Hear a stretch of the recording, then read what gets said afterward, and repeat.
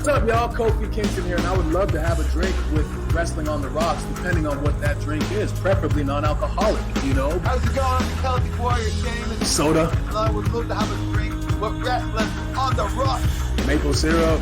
Fella. I would never have a drink with Wrestling on the Rocks. Are you ready? Are you ready for a good time? Welcome to episode 1. That's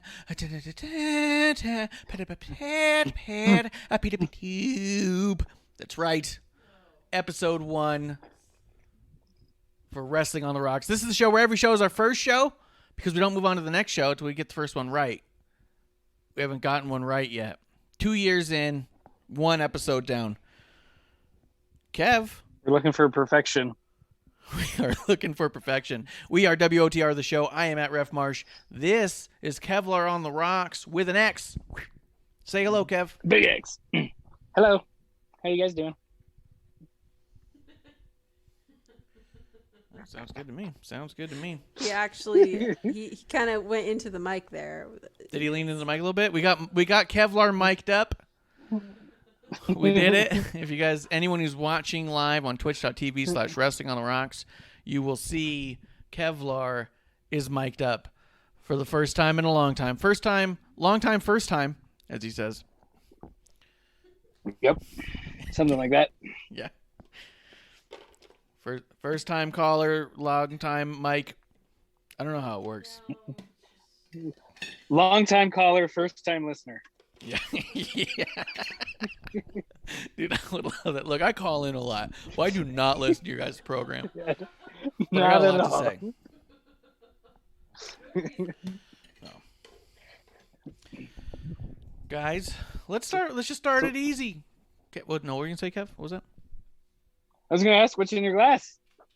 Yeah, let's just start it easy. Let's get to drinking, and let's get to a little bit of wrestling. There's very little news, but we do have like 1 or 2 things we want to throw out there. One of those things being our prowrestlingtees.com/wrestling on the rocks site. If you just go to wrestlingontherocks.com, go to shop, it'll link you right over there to the shop, where you can get the new IIronics shirt. That's right, me and Kevlar back at it again. The IIronics, greatest tag team in all of podcasting. That's right. Oh, Marshy K. And we have our new episode 1 t-shirt. The idea came from Kev, I'm not going to lie. We popped it out. Looked really good. I have a few of them every once in a while. Yeah. Well, the way I found out about the idea is you're like, I've been trying to find a t-shirt like this for me to wear on our show for like months. And I'm like, or tell me you want a shirt like that. Let's fucking make one. So. And Kev, we did it. We did it. Kev, I am drinking Brabant number 12. The Irish whiskey. Yeah, I'm getting Irish. Uh-oh. Irish, you good day. Kev, what are you drinking? What's in your glass? I'm drinking Kachina Throwback Ale from Grand Canyon Brewery. Coyotes themed. Like the hockey team, not the animal. Oh, or thank the God. Fucking rangy, or the gamey. guys that smuggle people into the United States, not them. That's a good point too. In this neighborhood, you got to be clear on that. Yes, It's true. I thought you were gonna tell me the beer was pretty gamey, and I was like, ooh, you know what I mean? it is a howler. So good. It's gonna be a good one. It's gonna be a good one.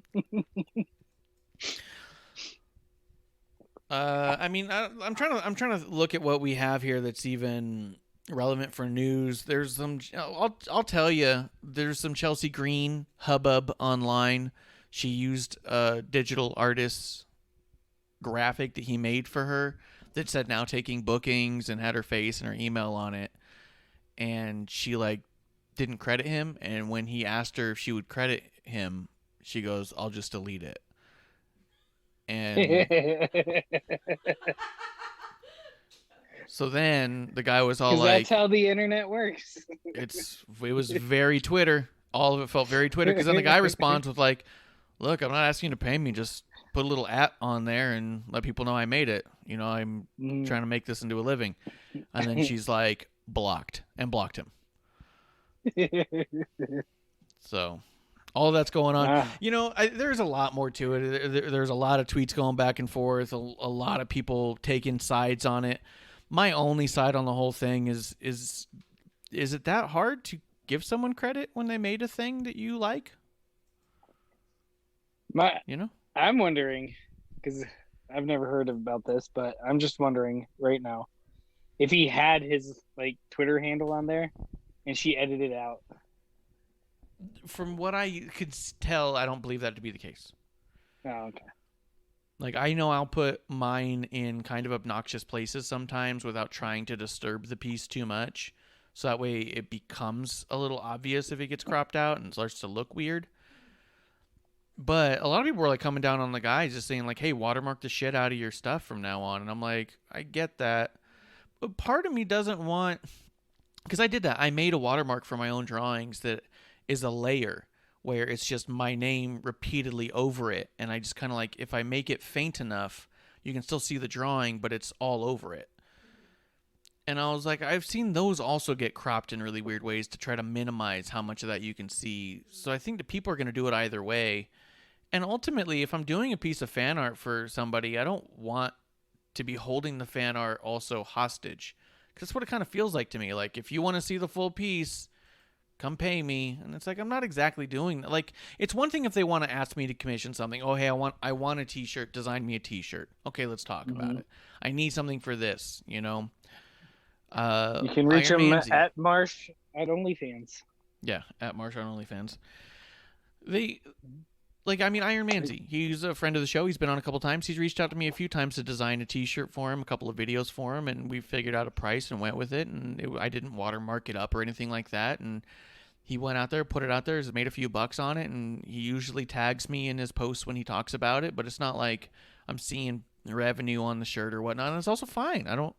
We had our agreement. We did it, and he shouts me out, even though that's also a discussion people are having. If you pay for it, do you need to tag them? I do think that could be discretionary. It could be part of the deal. I don't know. I don't understand contracts. You know what I mean? It could just be cordial. Yeah, I think that's where I come from. What makes it so hard? Yeah. Why is it so hard to just tag someone real quick and be like, hey, this person made this art. If you want similar art, here's where they can be found. Producer had something she wanted to say about it. On the flip side, Sami Zayn, his dancing shirt is doing awesome. It's no longer for sale. Yesterday was the last day to buy it. If you're listening to this tomorrow when the podcast drops, 2 days ago, you are out of luck on that one. You still missed out. Still missed out. Officially not on sale, but it apparently did very well. Well, he did tweet about it, and he tagged the artist in it, which I thought is great. I mean, it's a thrill I can tell you just from making fan art that I'm not trying to utilize for a thing. If the person tags you in it or retweets it direct and says, look at this, it feels great. It's awesome. It's not only do they like it, but they appreciate it enough to share it. It's so cool. So love to see stuff like that. Chelsea Green took a whole different route on it. I don't know. I don't know her, obviously, and I don't know all the details of the whole thing, but my whole stance on the whole thing is, it's not hard to just tag someone. They do something for you. That's all. Anything you want to throw in on that, Kev? Nope. It's a real dick move, if you ask me, on her part. Not much to say other than dick. Yeah.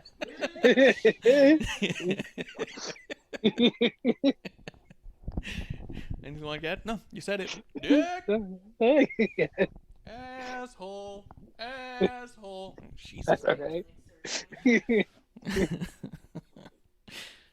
The other piece of news that I see that dropped at this point 25 minutes ago, so you heard it here first, if you heard it here at all. Championship Wrestling, the company that's been owned and operated by David Marquez, formerly with the NWA, and honestly one of the early promotions that even put the NWA back on TV at all. When Billy Corgan bought it and gave the title to Nick Aldis, like just crowned him champion more or less.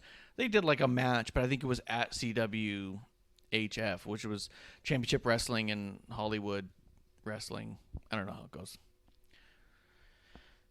He's opening up a branch in Atlanta. Championship Wrestling from Atlanta is about to add a whole new local broadcast to the portfolio. 4 years in the making, news and information to follow.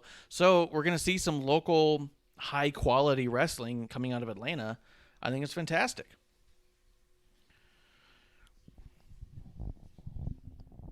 Yes, yes, it is. Oh, my God. Sorry. Audio's on a little bit of a delay. Is it a little bit of a delay? There's also a ton I'm just happening in the kidding. chat, it looks like, and I can't see it. Leah Moonlight's coming through. Cheers, Leah Moonlight. Cheers to Fabtina. Yeah, it's just Okay. I don't have my chat open yet. Fabtina's saying that bitch.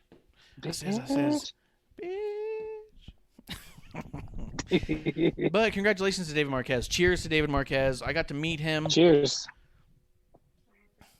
It's too late. I'm having it. Cheers to David Marquez. And congratulations. And congratulations on that. He's been doing a bunch with United Wrestling. Very cool. And he was, I got the chance to talk to him when I was in Atlanta for NWA. Super cool guy. Really nice. He's been with wrestling for history of all time, so far as I can tell. It makes it that much better when they're nice people on top of that. Yeah. Yeah, 100%. I'm a David Marquez guy. I'm going to make one of those shirts. Yep. You're a Marquez Mark? Yeah, I'm a David Marquez Mark. Does that make you a Mark? Yeah, Mark. David Mark? And the Funky Bunch? Yeah, I was about to say Funky Bunch. Gav, let's just get into it. Let's dive in. I don't have any other news. Smackdown. Nothing that I can think of. Yeah, it was Kane's birthday a couple days ago. Cheers to Kane, Mayor of Hell. Yes. May he go to hell and be happy. Yeah. All of his dreams. Well, let's talk about it. Let's get into Smackdown, dude. All right. There's plenty of reasons to drink this week, to be honest. I rewatched both Smackdown and Raw today in their entirety. Why? To make sure that I really felt the right way about it. I will say Raw, the past several weeks, has been better on the second watch than the first watch. And I wonder if it's just because I've come so numb to it by that point. You know what I mean? It doesn't hurt as bad. You're not excited for it anymore. Your expectations are low, and you're like, you know what? It wasn't that bad. Yeah, when I go, oh, God. And then I think the other thing is I know when to just space out now. Like, I know my cues. I'll be like, oh, this is the whole segment where I can just blank out, you know? So, well, let's talk Smackdown, though. Smackdown, how did it open up? It opened up with Seth Rollins and Cesaro, Jey Uso. Yeah, how's he call him? Cesaro? I think that's what Seth's been calling Cesaro online. Cesaro said it in the thing. But yeah, it opened up with Cesaro. Seth Rollins came out, cut a hell of a promo. Jey Uso comes out, riled the fuck up, comes at Cesaro and says, "You already been done told. I'm beat the shit out of you." Fucking Seth. I loved this part where Seth puts the mic down and starts talking to Jey, like through the camera mic, where he's like, let's split up. Let's do this thing. We'll surround him. And Jay's intensity in his eyes, that's what I was talking about months ago on episode 1. The subtleties that we see on SmackDown, we do not see on other shows. And this is one of them. The intensity in his eyes. And when Seth's like, trust me, and the way Jey was just like, I'll roll with you. And then when he says, all right, go, or whatever, the way Jey, I mean, it comes off so natural. It's just Jey. That's just who Jey is, because he just goes like, yep. and moves over, and it sounded so real and legit, and it didn't sound forced in any way. It's just him, yup. Not even like a yeah or yes. It says yup, like a bruh. The way that they would say that before when they would do the promos. You know what I'm talking about? Yeah. Just real quick. Yeah, to the just point. this quick. Cut the word in half almost. Exactly that. Fucking, I loved it, and I thought Seth was doing tremendous here. Daniel Bryan comes running out, so Seth and Jay are like, "Fuck it, let's get out of here." Then Daniel Bryan cuts this tremendous promo, where he's even saying like, "Why did everyone come out here?" And is like breaking down the segment from a standpoint, which was so great. He's like, "Cesaro's out here because Roman's a bitch." He's like, Seth came out here because he's feeling like a little bitch because Cesaro beat him up at WrestleMania. And he goes, Jay, you only came out here because your cousin told you I'm willing to bet. That moment, too, where the camera pans back to Jay, and he just kind of like looks to the side a little bit and like nods his head a little bit like, yeah, so? Yeah. You know what I mean? Like, which I thought added a whole other thing because it's all like him being like the right hand.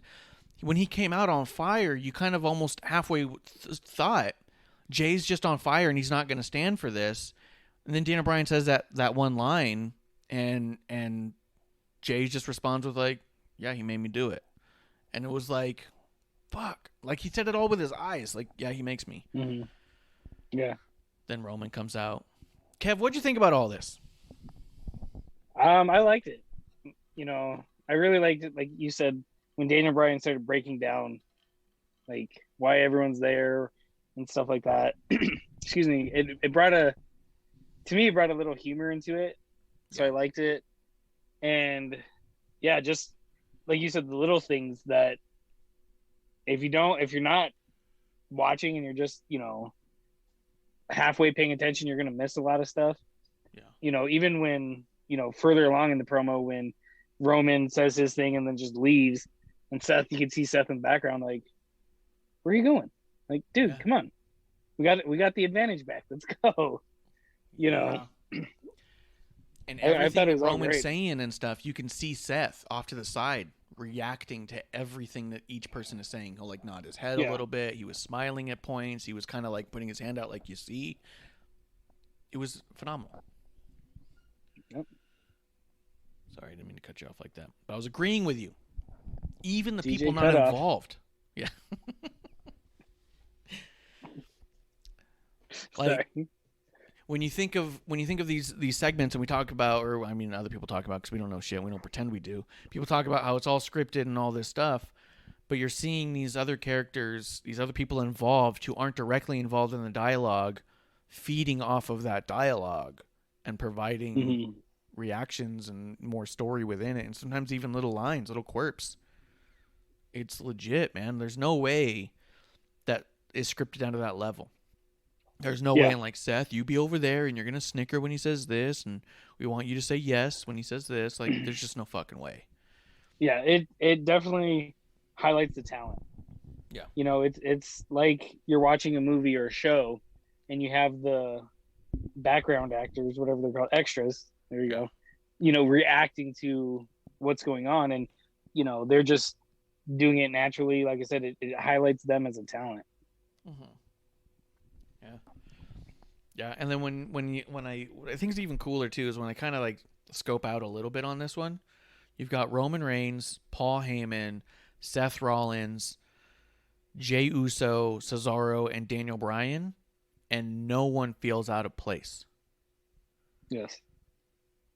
How fucking badass is that? Even Cesaro, who we love, but there does seem to feel a little bit of he's going to have this little run as a little spike because he's so good. He deserves like a title shot somewhere in his career. It doesn't feel like we're going the way that Cesaro actually becomes champion or anything. And I don't mean that in a bad way. I just mean that the presence of Roman is so great. It feels like quite something to try and topple, that for Cesaro to be in that conversation right now of all times. Because I feel like that if Cesaro was in the conversation when Seth was champion, you'd say, hey, fucking Cesaro might take this. Because people are not behind Seth at that time when he was Universal Champion. I mean, feels out of place here. Go ahead. it feels natural. Just the progression from Edge and Daniel Bryan getting their shot to, Cesaro wanting to step up and stuff like that. Unlike Raw, where it's just forced. All right, Drew's getting another shot. Oh, Drew's going to do this. Oh, Drew's going to do that. Yes. It's cool to, pass the baton and say, all right, next guy up, even though, everything happened. Daniel Bryan now has a shot, but it still feels natural and like you said, not forced. No one feels out of place. Just good. And don't we all feel like Cesaro's going to be up for a Universal title shot pretty soon? Oh, yeah, 100%. Did anyone notice? Did you notice? Cesaro didn't even speak. They literally had Seth and Daniel Bryan cut promos on Cesaro's behalf. Yeah. The way that Seth came over and put over Cesaro from a heel perspective on what makes Cesaro so good, but did it all backhandedly because he's fucking heel as fuck. But his whole, like, you're awful, you couldn't beat me on your best day. And all it did was make Cesaro seem more right. Like, he did beat you. And it was a fine day. And Cesaro was able to just scream over towards him, come into the ring now, let's do it again. Like, make Cesaro looks that much more confident and sure. And you as us as fans were like, yeah, if I can get in there, Cesaro can do it again. Cesaro's a swinging son of a bitch. Yeah, he's a swinger. He's a swinger.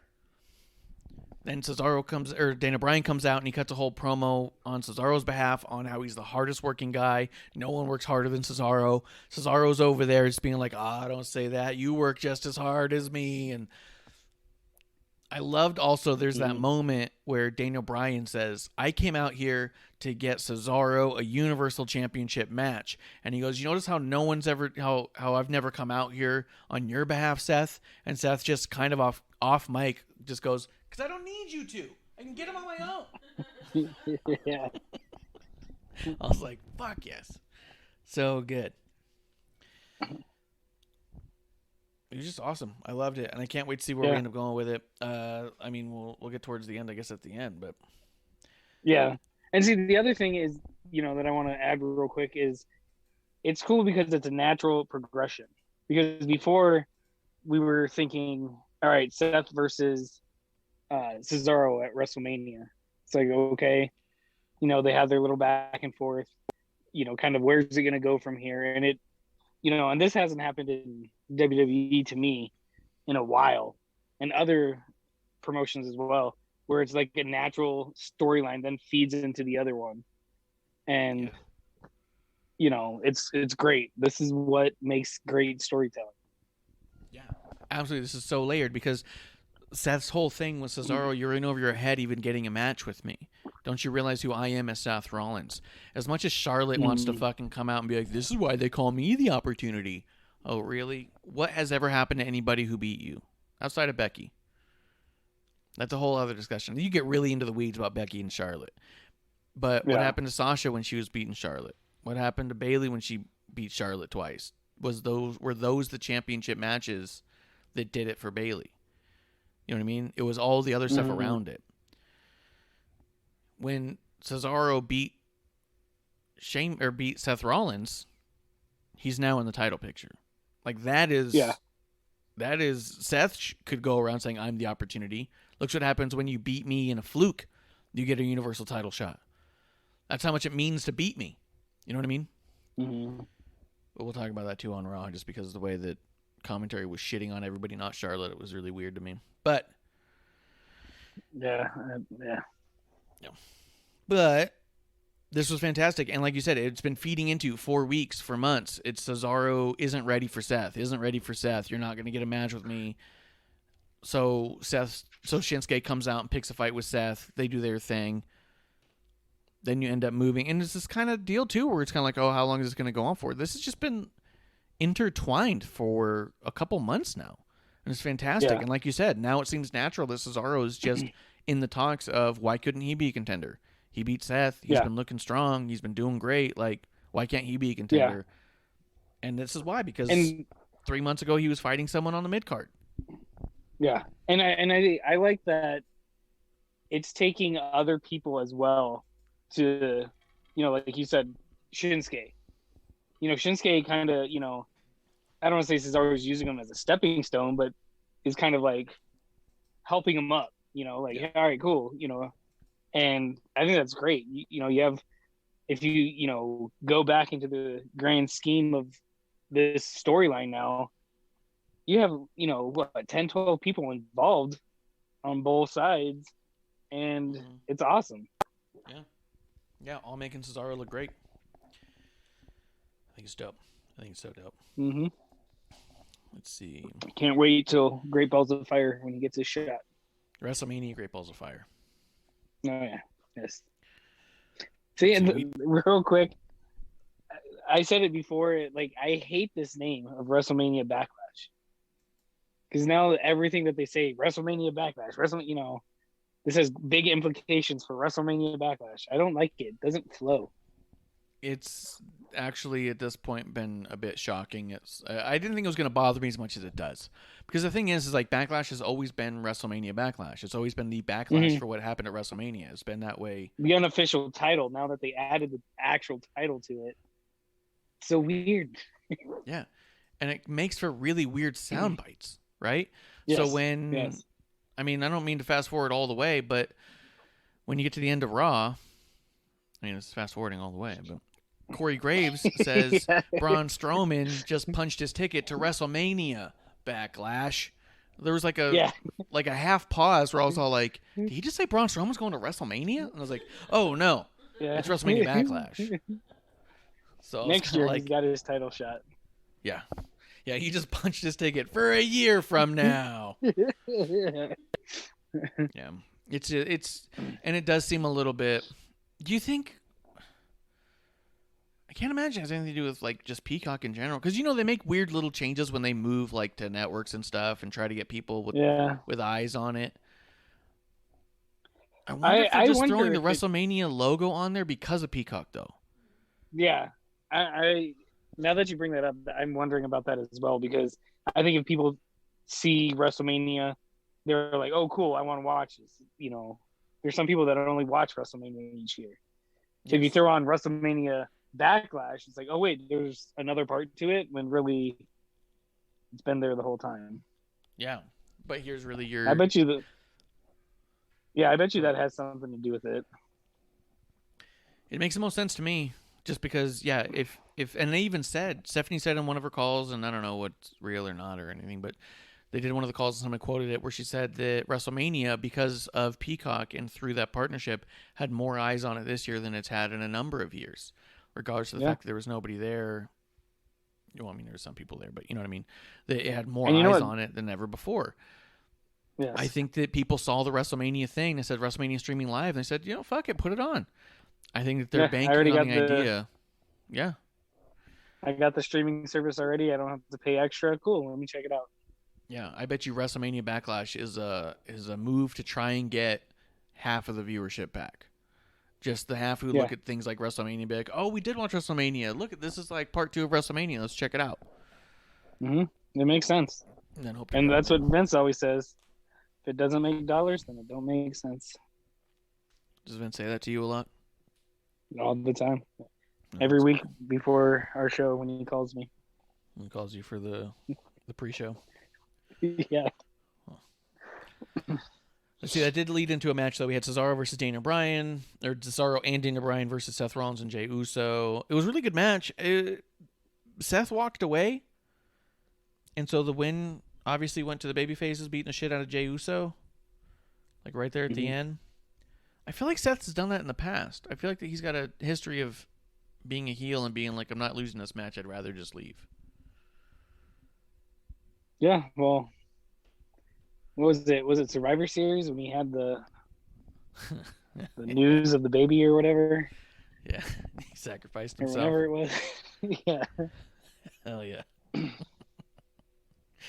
that's true. It was a really good match, though. I thought it was awesome. I mean, especially as a match to open a show. Like, this could have been a main event for sure. Mm. Oh, man. I need more booze. Wake up. Bad.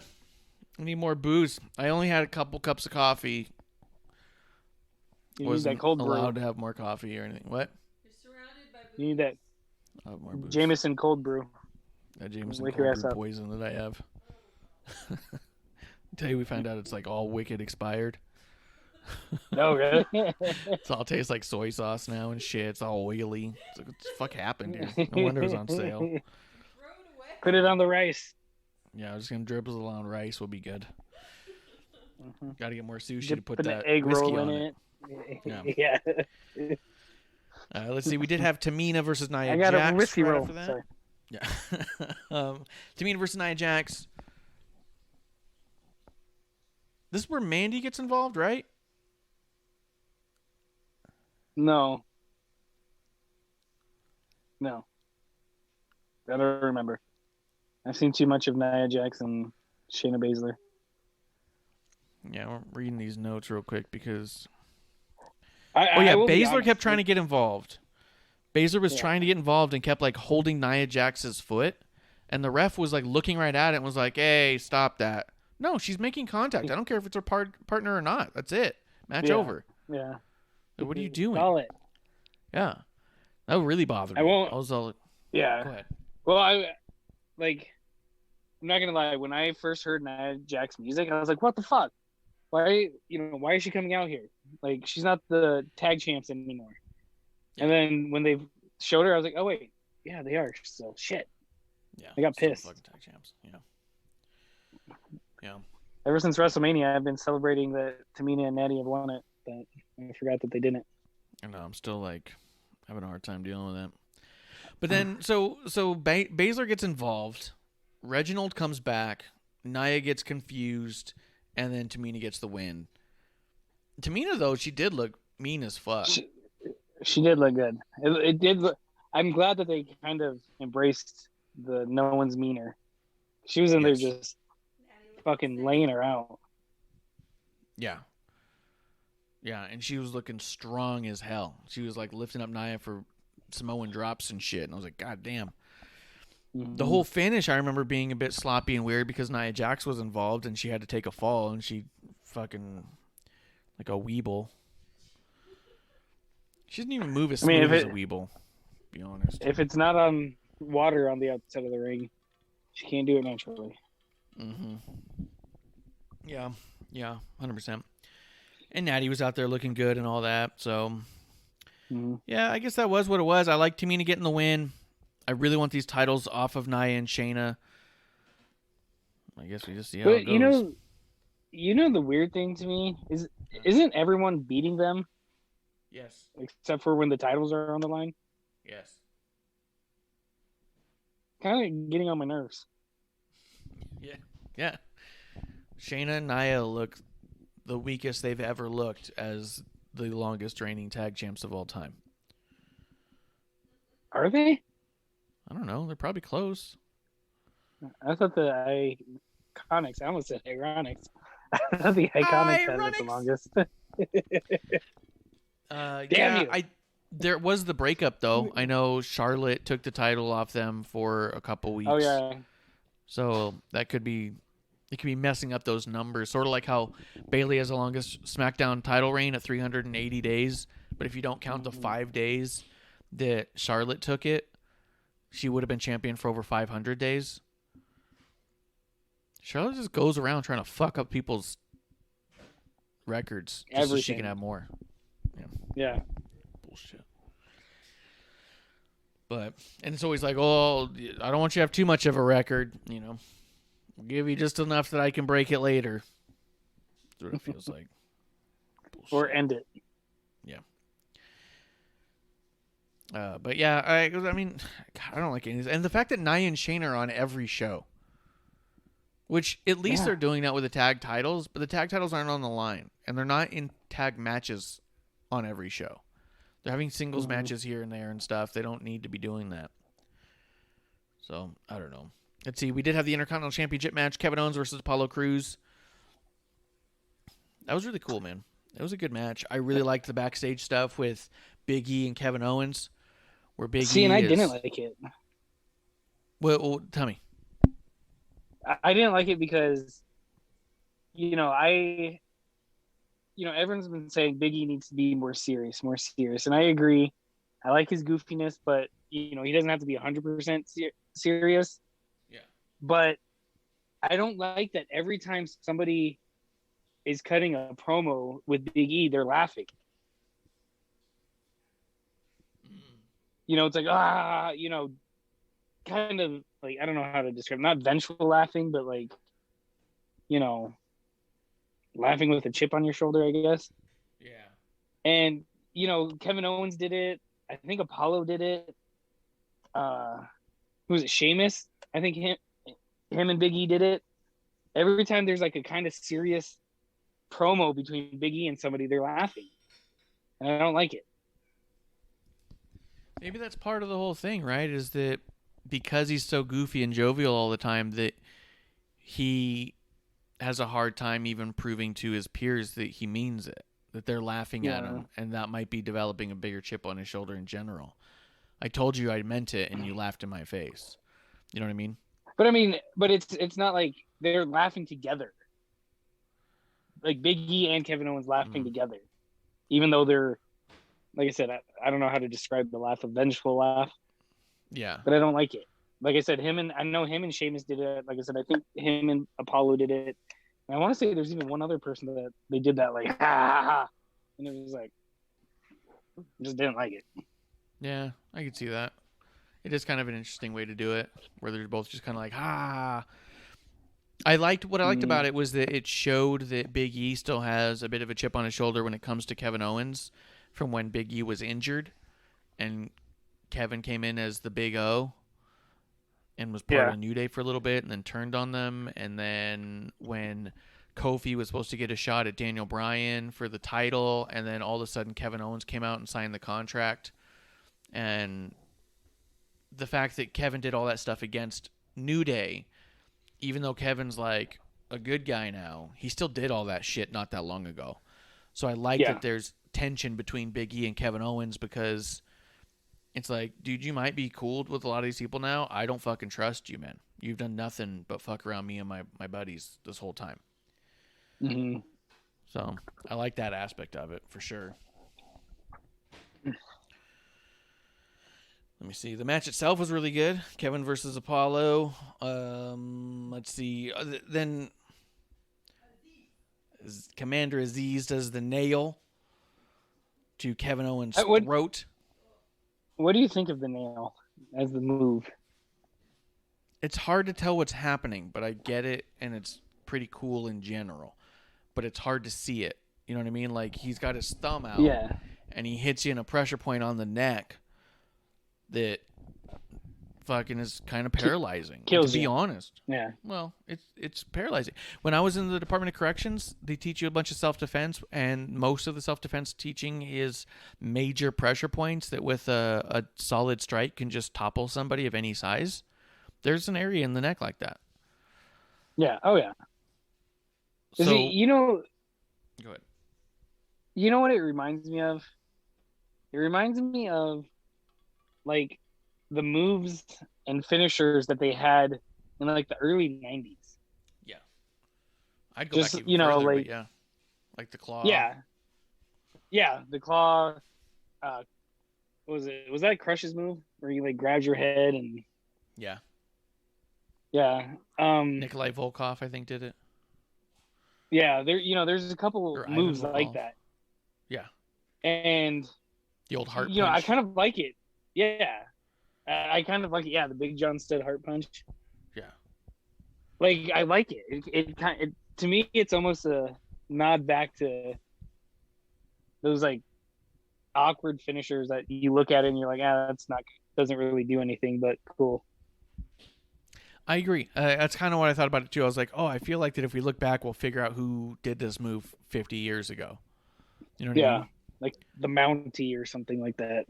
Yeah, somebody probably did that a long time ago, and that's what he's got going on now. So I do like it for that. I do like it because there is that pressure point in the neck, but yeah, I hear you. It's a bit clunky and it's a little weird, and it's hard to tell what's going on. Let's see. During this match, we haven't even talked about how amazing Pat McAfee's been throughout this show, but during this match, Sami Zayn comes out, sits ringside, and he's on commentary during the match. some of the commentary going on is so fucking funny, especially between Sammy and Pat McAfee. Like, Sammy comes out, he's sitting there for a minute, and Pat McAfee says, Sammy, Michael Cole told me a second ago when your mic was off. What the hell is he doing out here? Yeah. You want to tell us what brought you out? But, like, just his constant attempts to bury Michael Cole. Just, let me tell you what Michael Cole whispered to me when the mics were off. Yeah. So fucking funny. An antagonist. It's so great. Yeah. And then when Sami Zayn said to Michael Cole that, I'm not surprised that someone like you is happy the documentaries are coming out, because let me tell you something, you don't look so great in it, Michael Cole.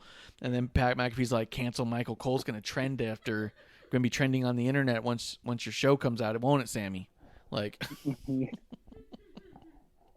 when it's cool too, because, McAfee says that, he's a lifelong wrestling fan, and, he's kind of like one of us, and I think it's cool because you can see him like flip-flop a little bit.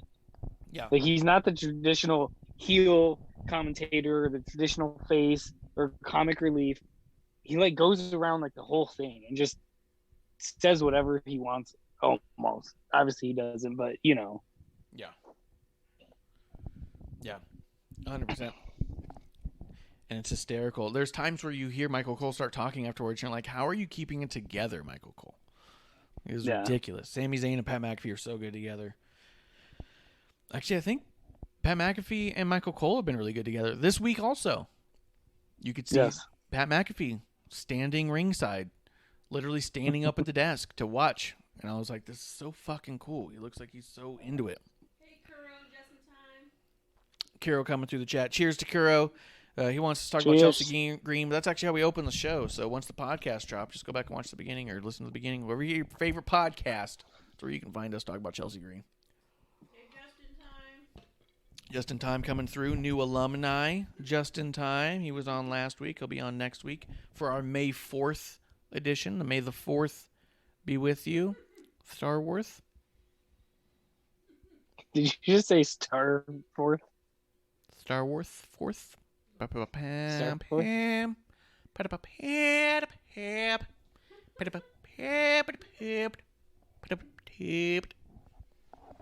It's gonna be good stuff, man. Real good. Yeah. He does say it was such a great idea to put McAfee on commentary, and I agree, dude. Like, he's picked it up so fast. He's so good at it. It's amazing, and it's also not a big surprise when you think about how the way he talks in general. I mean, I've told you before. I've watched a bunch of clips of him from his podcast talking about sports. I don't know jack shit about any of the words he's using, anything he's talking about, the names, numbers, none of it means anything to me. And I'm enthralled and I feel educated. And I'm all like, hey, Kev, what do you think about this? McAfee's saying this about it. And it's like, he talks like a wrestler talks, like a promo talks. Yeah, I mean, it almost gets on my nerves that it took WWE this long to put him on commentary. Yeah, at that point, you're like, what are you guys fucking around for? Yeah. See, Crew is throwing out there that, unless we didn't mention it, Chelsea Green did eventually give credit to the guy, but after she blocked him. Yeah, there's a little bit of that. So she blocks him. Then she deleted it. Then she put it back. Then she put like a tag on there, but he's still blocked. And I don't know. It's a mess. And I don't know that she's handling things well, but that's her gimmick, right? She's a hot mess. Man. Stupid. So stupid. I guess. I'm just looking at the way this is laid out. When did all the fucking Street Profits stuff happen? Were the Street Profits not in a match? Neither were the Dirty Dogs. There was just a segment. Yeah, so there would have just been a segment right here, followed by the Aleister Black segment. So there was a segment backstage. Oh, no, it went the other way around. I have it the other way around. So Aleister Black, Michael Cole, and I love it. When they do the camera right on Michael Cole and Pat McAfee, and McAfee saying something, you could see Michael Cole like looking and listening to him, but with this look on his face like, I've got to say my line thing. I got to get it out fast enough. You better fucking finish. And they time it out so perfect. And the way that Michael Cole goes, yep, let me take you here. We're going to hear from Aleister Black. Right before it cuts, you see Pat McAfee just go like, what? And look over at Michael Cole like in total shock. Like, what? Are you fucking kidding me? Like just so hyped. It's like, fucking so good. So then there was a story time. Story time by old Aleister Black. And I'll tell you right now, this motherfucker's missing a gimmick. He should be having a pipe, dude. This guy should be smoking an old-timey Mershwin, long-ass stemmed wooden pipe. Yeah. Yeah. Yeah. Yeah. He needs like a Mr. Rogers sweater vest on. Well, that'd be nice. Not a sweater vest, like a You could sweater. change his Yeah. shoes. Yeah, you could change his shoes right at the beginning. So Yeah. he told the story, this book he's got called The Dark Father. Bunch of animation in there that looked kind of creepy and weird. Reminded me of that video game that we played on our channel a couple of times, Inside and Limbo. What did you think about this story where he was involved with this dragon and then he realized at some point that they weren't training him to defeat the dragon, but to become the dragon? Is like a super summed up way of putting it. What did you think of it overall before I tell you what I thought? I mean, I like that they brought Aleister Black back. And when they first showed him, I was like, oh, cool. You know, I saw that he had glasses on, but it looked like they were like some kind of sunglasses. Like when they first like flashed his image, and I was like, oh, cool. What does he have on? And then, like you said, the old story time teller, and I was like, what the hell is this?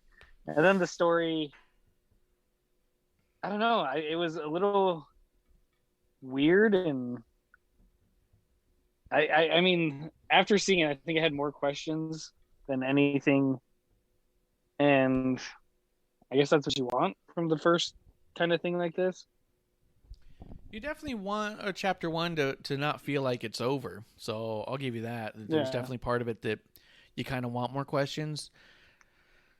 It reminded me of Xia Li's whole thing in NXT, and I don't know if you've been able to watch any of that, but if you haven't, I'll send you some of it. But Xia Li had a whole story animation thing that was very, very similar, which makes me wonder, we haven't seen Xia Li in a couple of weeks on NXT, if her and Boa and Tien Shaw all end up in a faction with Aleister Black.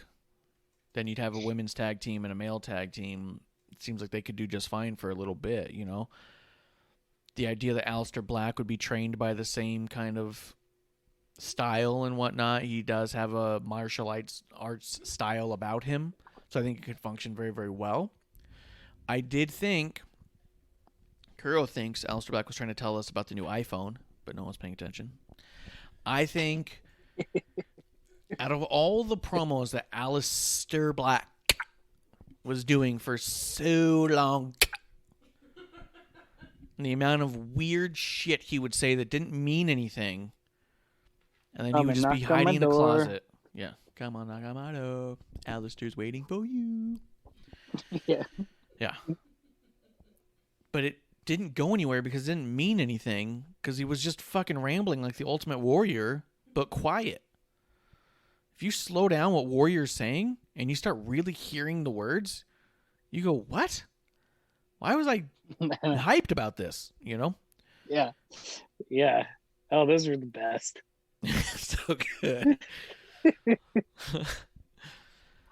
But this one felt like there's a story and a direction. This one felt like, oh, he's trying to get into the mentality of why he is so weird.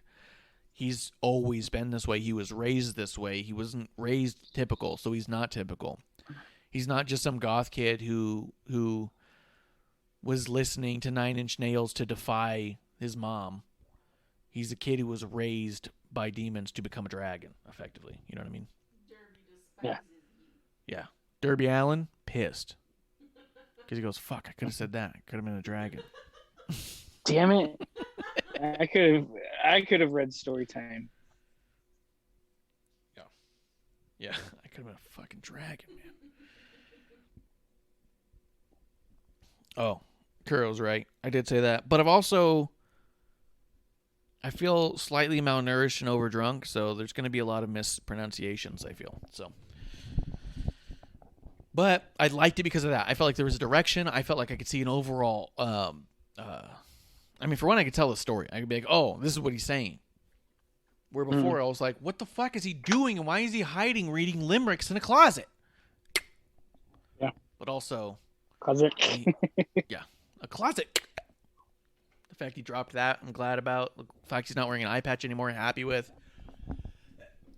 Yeah. I feel like everything he's been trying has been so fucking weird. I haven't been even into it. And to be honest, everyone wants to say, "Oh, the fucking main roster ruins people."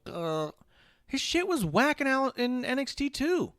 He just had good matches, and no one gives a shit about your story in NXT. They just wanted good matches, especially during that time frame. Yeah. That was the era of Johnny Gargano versus Ciampa, where they're just going to go out there for 45 minutes and have a match. No one gave a shit about the story or the characters. They didn't. They'll all tell you they were great, but realistically, go back and look at those characters. They're all goofy, silly, dumb. They were fucking pointless. Aleister Black made no fucking sense there. Ricochet made some sense. A lot of their people they don't even let talk before they bring them to the main roster. There's no question to me why there's growing pains when they get to the main roster. And Aleister Black is 100% an example of that. His character didn't make sense in NXT. He didn't get to do anything except exactly what he wanted.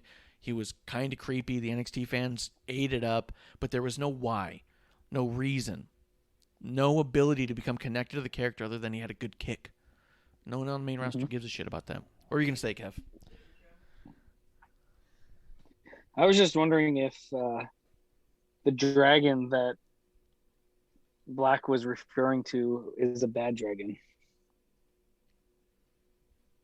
A bad dragon? Talking about heroin? Yeah. Huh? Heroin? Chasing No, the dragon? it's talking about the official sponsor. Oh, Bad Dragon. Yeah, let's put out our official pin. I got him. Here we go. I got a Bad Dragon sticker. BadDragon.com for anybody interested. Sponsor's not sponsor. That's Clump Spot. Yeah, here we go. Here's the. Well, I thought this was. Thought it was something else for a long time. Oh, and put Sting away. Put that back out. There you go. Bad Dragon. Absolutely. There you go. Yeah. Justin Time's gonna be all like, "Hey." Tentacle. Yeah. I thought it was like a tail. It's not. Yeah. But Justin Time's going to be like, "I'm totally not coming on the show anymore." He goes, "I Googled it on the internet." As described. Let's see. He says, "Thank God no more Pirate Captain Black." Yeah, no Captain Black. No. Yeah. Pick a fight with me. Fucking hated that shit, man. Just fucking talk. Just be creepy. And this is like him just doing that. And I thought that's what I liked about it the most. This feels like a comfortable Aleister Black with a character we can get behind. Oh, I get it. You're not Darby Allin. You're actually cool. Fuck you, dude. Darby Allin's super cool. He skateboards. I get it. Super cool. Anything else you want to say about Aleister Black? I know you haven't seen much of the Xia Li stuff, and it's a shame. I'm going to see if I can find a bunch of the YouTube clips and just send you a bunch so you can kind of get an idea of what's happening in NXT that I think could easily get connected with Aleister Black. For sure. Carol's like, when are we talking about Impact? Fuck, dude, that's Thursdays. You know that. Don't bring up that garbage on Tuesdays. I don't got time for that. Yeah, fuck. You think Kevlar's watching 1 second of Impact? Although I should send you that GIF, dude. Matt Cardona busted his knee real bad. Such a shame. Oh, no. Yeah. So like we Chris did Weidman? have... It was bad. Let's see. So we did have a segment in the back with the SmackDown Tag Team Champions, Dolph Ziggler, Robert Roode, catching up with Kyla Braxton and the Street Profits. They were talking mad shit back and forth. But of course, I was like, this is hysterical now. When Bayley just comes in out of nowhere for no fucking reason. Other than I think I just wanted to get a couple segments done all at once. And so she's all... hey, and scoots between us like, break it up, everyone go your separate ways. And then she cuts a promo to Kayla about Bianca.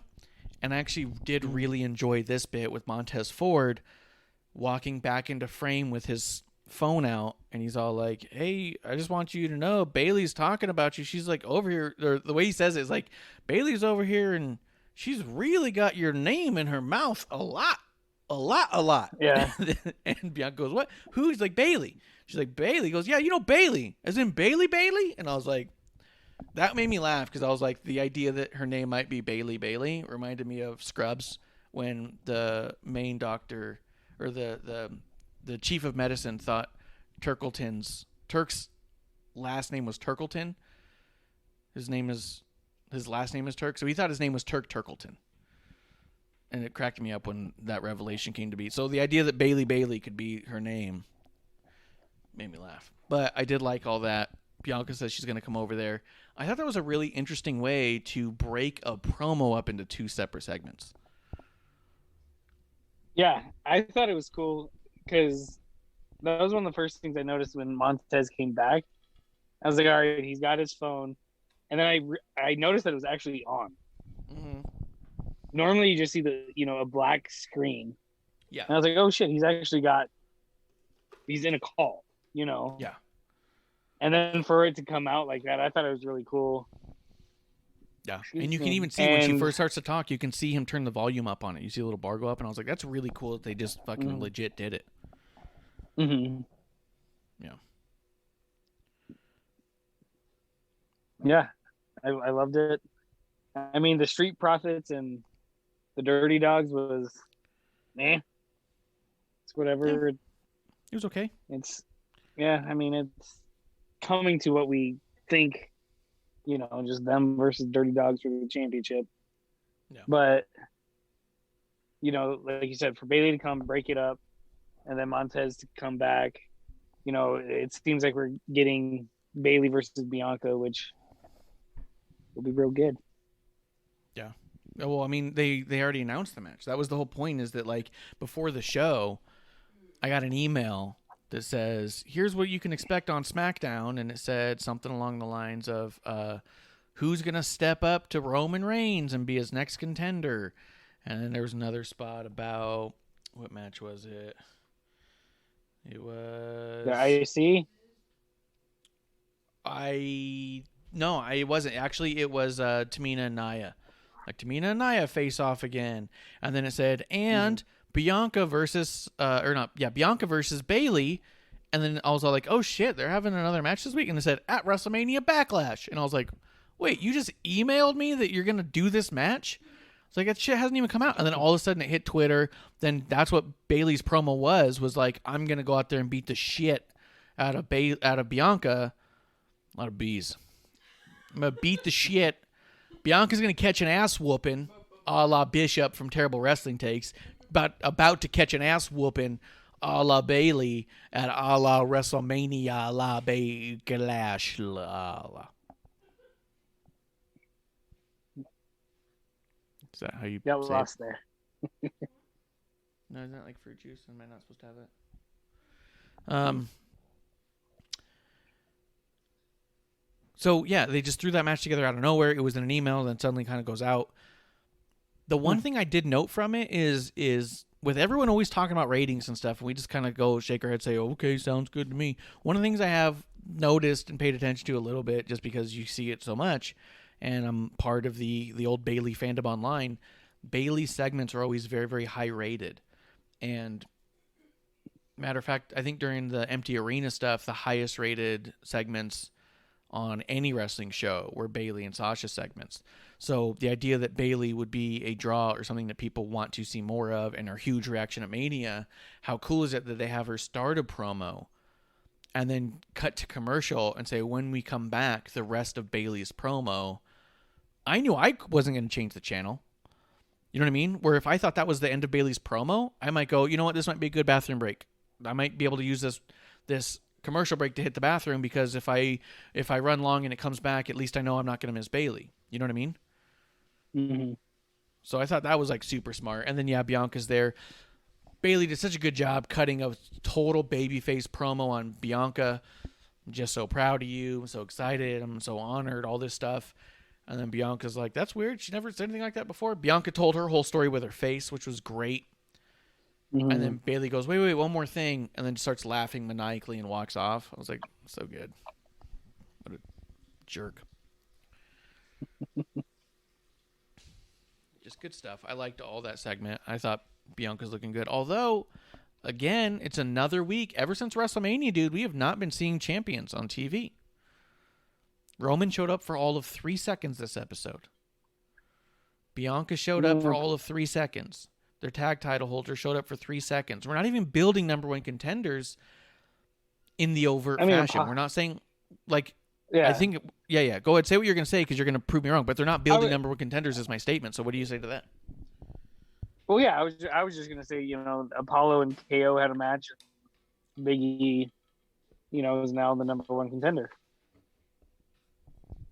Yeah, they're not like doing traditional number one contender matches. They're not doing like, hey, whoever wins this one gets a shot at the title. They're just literally having matches with a bunch of people who have nothing going on to try to establish them, which I think A is interesting, but B also has been making this season right after WrestleMania seem a little flatter than I think normal.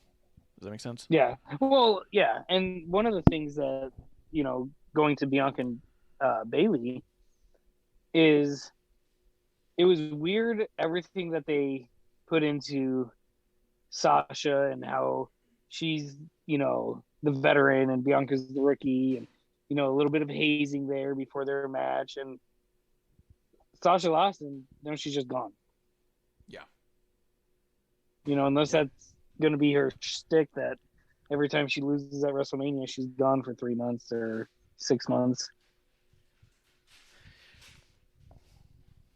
I mean, yeah, I mean, during the pandemic, her and Bailey were really hitting every show real hard.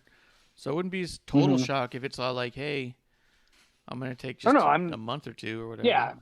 Yeah, I definitely think she deserves a break. Like you said, during the pandemic, her and Bailey were every show, NXT and yeah. But I just think it's weird for all the backlash stuff, like you said, a lot of times with backlash, it's to finish up the loose ends and finish storylines and stuff like that. And with this, you would think the traditional character of Sasha would be like, hey, you got lucky, you can't beat me twice type of thing. And she's just gone. Yeah. 100%. Let me see.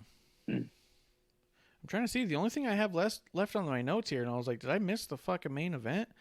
Is the Alpha Academy against the Mysterios. You want to talk about that? Or there was a promo at the end of the show. I remember that. Okay, yeah. So it was the answer. Yeah, or the response. The answer segment. So go ahead. We had Alpha Academy against the Mysterios, and Mysterios got the win on that one. I'm loving their chemistry in the ring. All four of these guys. They work really well together. Yeah, it's been great. It's been fantastic. It was just another good match. I like what they're doing with it.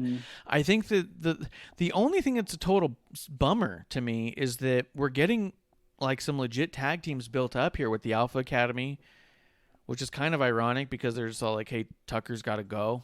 And then they really like Tucker's got to go. And they're like, Otis is just better as a tag. Let's go ahead and put him with Chad Gable because he's better as a tag and see what it is. And actually, as much as I liked Heavy Machinery, I definitely see like something special with Chad and Otis. Yeah. And I also go ahead. I was just gonna say it's the Olympians in them. Yeah. And then I think that this is amazing for Dominic to be in the ring with the people he's been in the ring with. Such high level people. And the other thing I was going to say just seems kind of like a bummer is that you have the Dirty Dogs who have defended the titles a couple times here and there, but we also don't see them much. But we're starting to see like a strong tag team division sort of build itself. Yes. I'm liking that. I am liking that because I do think that heel champions should try to avoid defending it at all costs. As much as people want them out there to cheat to win every week, I'd rather see them try to avoid the match altogether. Oh yeah, like you said, weasel themselves out of the matches, like, oh no, we're not ready, type of thing. And yeah, I'm for it. I definitely want to see. It just sucks because now, like you said, now that they're building up their tag team division, like I just don't want to see the Street Profits there. It's like, we've done this. Let's try something a little different. Yeah, or at least put Street Profits in more matches. So their last match I remember liking, but let's see, the show did end with Roman Reigns coming out to put his challenge together, because that was the whole thing. Is he going to accept Cesaro's challenge? And he comes out, talks some shit to Cesaro, and says, I go around making the challenges around here. And then he challenged Daniel Bryan. So Daniel Bryan, I ChooChoo Choose you. Ralph Wiggum style. Ralph Wiggum style AF. And then he said, but the thing is, if you lose, then fuck you, dude. Fuck you, dude. You can't be around on SmackDown no more. Cesaro said, well, you got to do it, Daniel. And Daniel Bryan's like, I don't know, Cesaro. I just think you're the finest. Cesaro's like, but you got to, pal. So Daniel Bryan said he would. What do you think of all of that, Kev? Well, the stipulation was put after he accepted, right? It was like as he was accepting it. Like he was like saying yes, and then Roman's all like,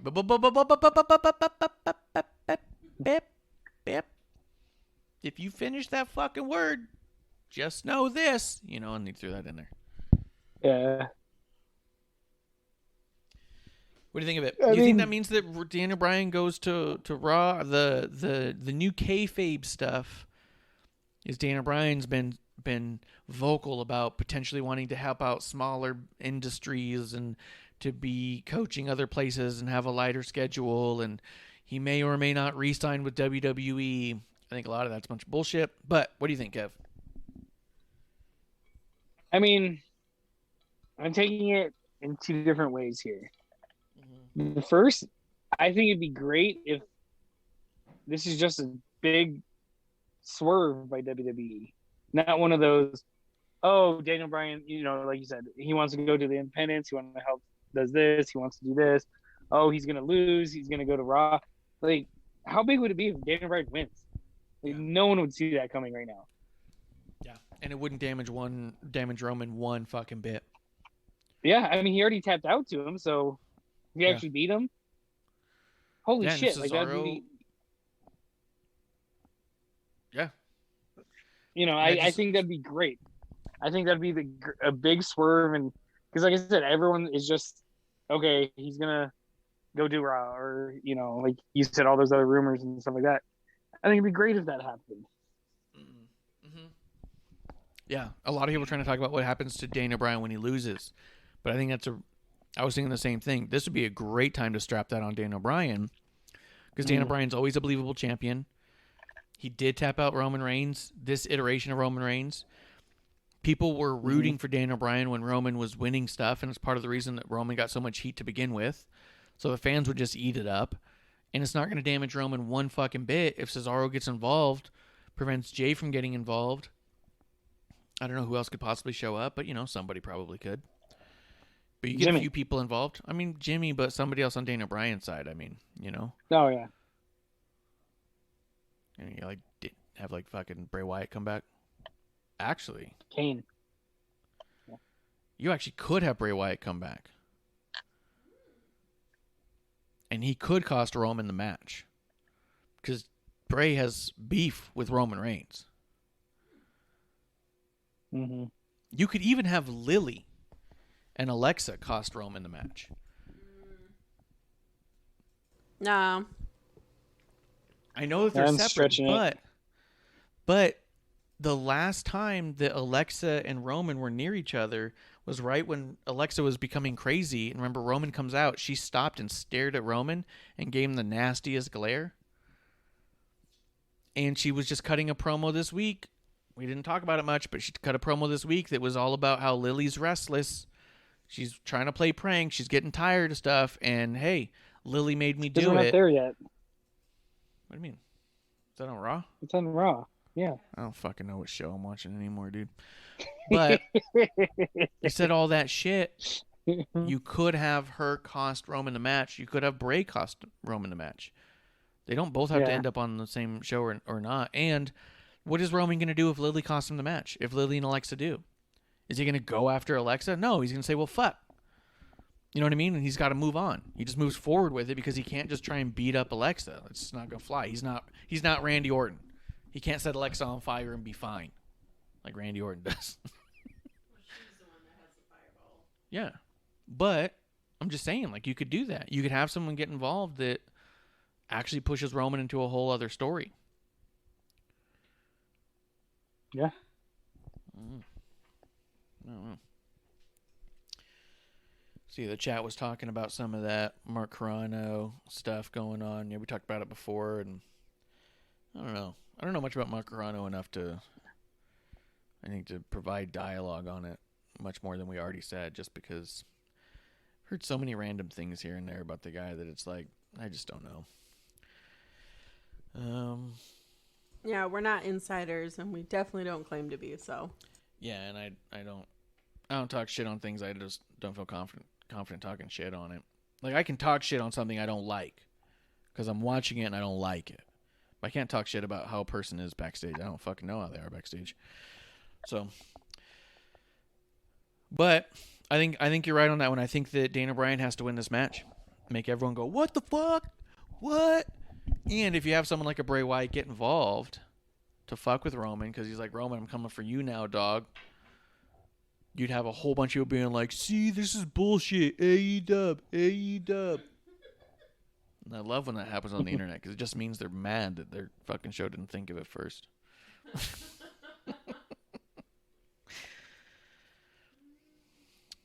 But I think that's it, man. I think it's it for SmackDown. You got anything else? Yeah. Nope. For SmackDown.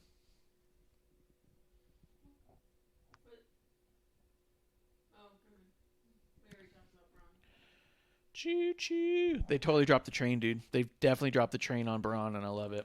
I think I'm the only one who really does want to see, somehow I want to see Braun, Elias, and Riker together. Yeah. We're still not on Raw yet. We're not on Raw yet. Oh, that's right. Sorry. I don't know All why she right, did well, there we go. I don't know why she did Goodness that, man. gracious. Yeah, well, let's talk Raw. Spoiler alert, let's talk Raw. Spoiler. Spoiler. Braun doesn't have the choo-choo sound effects. Yeah. They've not done the Braun Choo-Choo Express in some time, but the show did open up with Braun Strowman against Mace and T-Bar, which then turned into Mace and T-Bar against Braun Strowman and Drew McIntyre, which later then turned into Braun versus Drew. For fuck's sake, man. Yeah. Why do we got to do so much of them? And that's not even like, it's not like they just had those 3 matches. Everybody involved in there had, except for Mason T-Bar, they only had one little promo, but Braun and Drew and MVP all had multiple backstage segments. Yeah. Like, at least half of this show was just these guys. I just don't get it. Yeah. I don't get it how you don't use a Bray Wyatt, how you're not using half of the women's roster in general. Yeah. We haven't seen AJ and Omos at all since WrestleMania. But you have an hour and a half to talk strictly about Braun and Drew? Like, you think I give that many shits about Drew McIntyre? But let's get into it. Mason T-Bar did walk down to the ring, and as they were walking out of the ring, they did show a little backstage promo, which I actually thought was pretty solid. Did a pretty good job with what they're given. I'm Yeah, excited I to like see what it. happens on the other side of this Mason T-bar, but I like this little progression Yeah. we're seeing. What do you think, Kev? Yeah, and I like that they didn't bring back their masks. Hey, this is us. The whole name thing I thought was maybe a little weird because the whole point with the bad names and the bad masks were for people not to, you know, get behind them. You know what I mean? Yeah.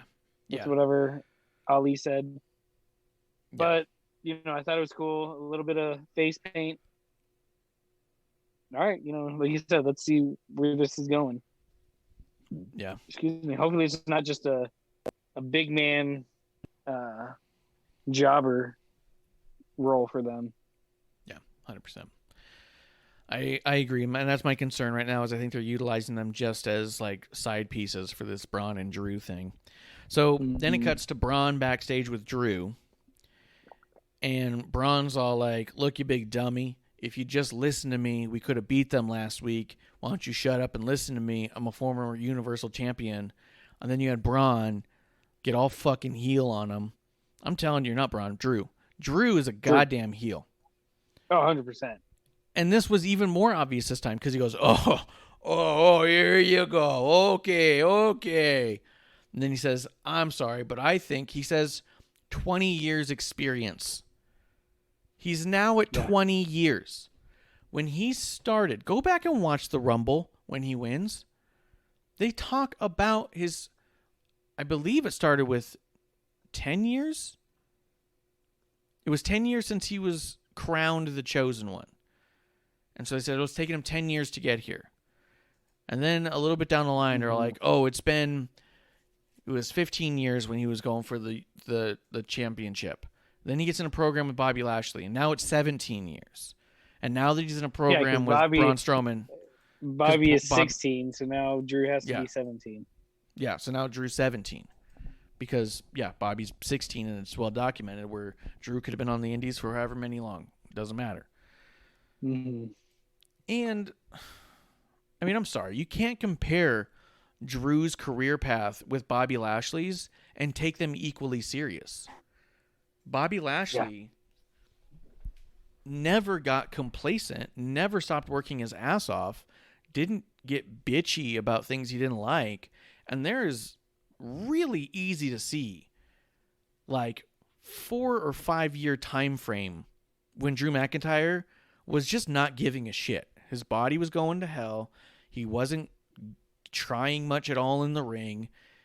He obviously became a comedy act and was probably upset by that. And I'm not saying that's not justified, but he gave the fuck up. He said, whatever. Forget it. This is what I do now. Bobby Lashley never did that. He never had that. So when Drew's like, I've been working, grinding for 20 years. The fuck you have? We watched you not for 6. You know? I don't know. Just some bullshit. Drew and Charlotte are 2 in my face. I'm so tired of both, Faptina says. I agree. Kuro says Bobby Lashley was never handpicked by Vince. Yeah, that's true. Handpicked by Vince.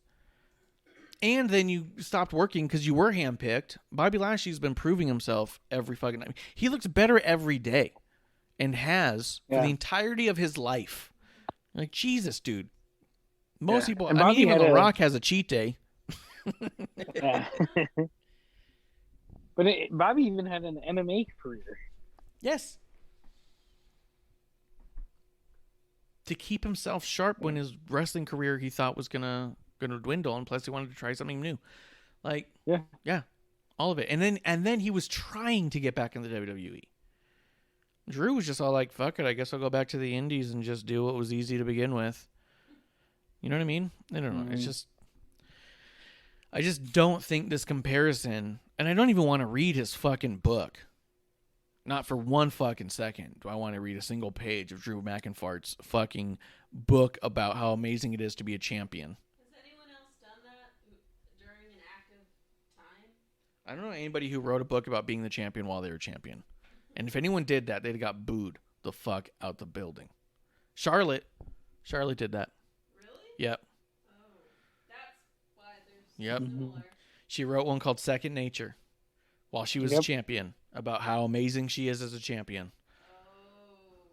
Yeah. About how it's all been easier for her and harder for her because she's a Flair, so it makes things as equally hard as easy, and it's get out of here, god damn it. But I wonder if anyone's actually read either book. I would love if they were just like the same exact book. Really? Yeah, I almost got it once. So I was like, this could be interesting, seeing how it was with her and her dad and stuff. But then I was like, there's no fucking way I'm reading that. But so there's this promo now where Drew's now at 20 years. In the last year alone, he's gone from 15 to 20 years of experience. This guy's amazing at just his ability to write books about himself and become smarter. Mm-hmm. So Braun says, why don't you go fuck yourself? And then Drew says, don't mind if I do. And he walks out. Braun goes out there, gets a handicap match with Mace versus T-Bar. Do they still call it a handicap match? They don't. What do they call it? A 2-on-1 match. Yeah. Right? I thought it was handicap 2-on-1. Do they? Yeah, that's so. All right. Well, it was a handicap match. And then partway through it, Mace and T-Bar get themselves disqualified because they're just beating the shit out of Braun in the corner. So then Drew comes out to save the day, and then they fucking lose the match again. And then Drew McIntyre goes back to Adam Pearce like a dick and says, I want Braun tonight or else. And Pearce is like, okay, I guess. And then Drew goes, fine. And then walks out. You're like, what the fuck was that? That's the most annoying bit to me, that I feel like Charlotte and Drew are the only ones that can just tell Adam Pearce what they want, and it just happens. It's just like, okay, here you go. Yeah. Not even a fight, not even nothing. So it doesn't make sense to me. It's true, because even Roman gets a load of pushback from Adam Pearce. Sonya's the one who keeps telling Adam Pearce, no, I'm going to give Roman what he wants. But Drew, whatever you want, pal. Drew McIntyre? Yeah. Did you notice during this match, Kev? I was watching this match. Which one? Drew. That doesn't matter. One? Drew, any Drew in match. The way he runs. Did you notice the way he runs? A little bit. It's these little, feet together, butt clenched, kind of trying not to fart, kind of wobble. Did you notice that? I have not noticed that. Watch it. Because he's McIntyre. McIntyre is definitely afraid of actually slipping out a massive fart, and everyone is being like, oh. Go watch the first one with Braun and Drew against Mason T-Bar. Mm-hmm. I think it was even in Braun and Drew in general. Watch him running back and forth. Actually, no, watch when he runs out to help Braun. The way he runs back and forth is these really weird, close together things. I was like, is he like duck walking right now? This guy just... Yeah. He's the favorite number 2. Yeah. No, I know exactly what you're talking about now. Because I was watching it and I almost was thinking like he's afraid to fall. Yes. Yes. Where you see the potential to fall, I see the potential to fart. Yeah, he doesn't want to pull an Andy. Yep. Titus. Mm-hmm. What was that? I was drinking. But I don't know why this whole show's got to be about Drew McIntyre, but I wasn't feeling it. But I did like Mason T-Bar getting the win again, so it's another one of these things where it's all like, hey, they are a better tag team. This is one of those instances where like they are building a tag team here, because here it is, two dudes who've literally been tagging since early days of NXT, like 5 years ago, doing well as a tag team against two dudes who are arguing and bickering with each other and trying to see who can fart the smelliest. And they're not, their egos are so big that it's in the way of them actually defeating a decent tag team, which is what we've always said we wanted tag teams to be doing to begin with. Remember all the times we'd get mad when they would throw on two random people against like the Usos and just beat the shit out of the Usos, and you're like, are you fucking kidding me? They're twins. Yeah. Like, when do you think they're going to come out with the Rise McIntyre shirts? I don't know. They might. Monday night McIntyre. Mm-hmm. Yeah, I don't know, dude. But let's see. We'll just run through the rest of their stuff. So they had like several promos in the back. I did think Braun was doing better on the mic in general. I liked his back and forth with MVP. Then when he told MVP to just shut the fuck up, he goes, if Booby Lashley wants to talk to me, he come talk to me. Like, I loved all that. Yeah, I liked it too. I think Braun's actually stepping his game up in the middle of all this trash. Yeah. And I still want to see him with Elias and Riker. She wants to see him with Rice and Riker and Elias, dude. Well, they all got beards. So they're gonna be Duck Dynasty? I was not thinking that, but okay. See, I would actually like Braun with Mason Keyboard. It works because he wears the green. He's got to lose those gloves, though. The garden gloves are too much. He's got his duck hunting gloves. He's got his green camo shirt. He's fucking ready. Yeah, they're his train conductor gloves. Little fucking duck whistle. Yeah. Yeah, I think. I don't know. I'll tell you.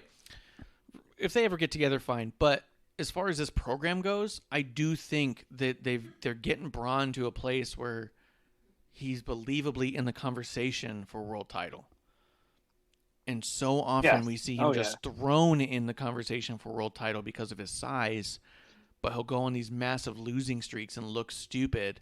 In this one, I mean, his last program, they literally called him stupid for months, but well, Drew was doing that this week. Drew was too. Yeah, Drew's like, you really are stupid. And then Corey's like, I don't think it's very smart of Braun. I was like, fuck. Yeah. Yeah, for Drew to be the face.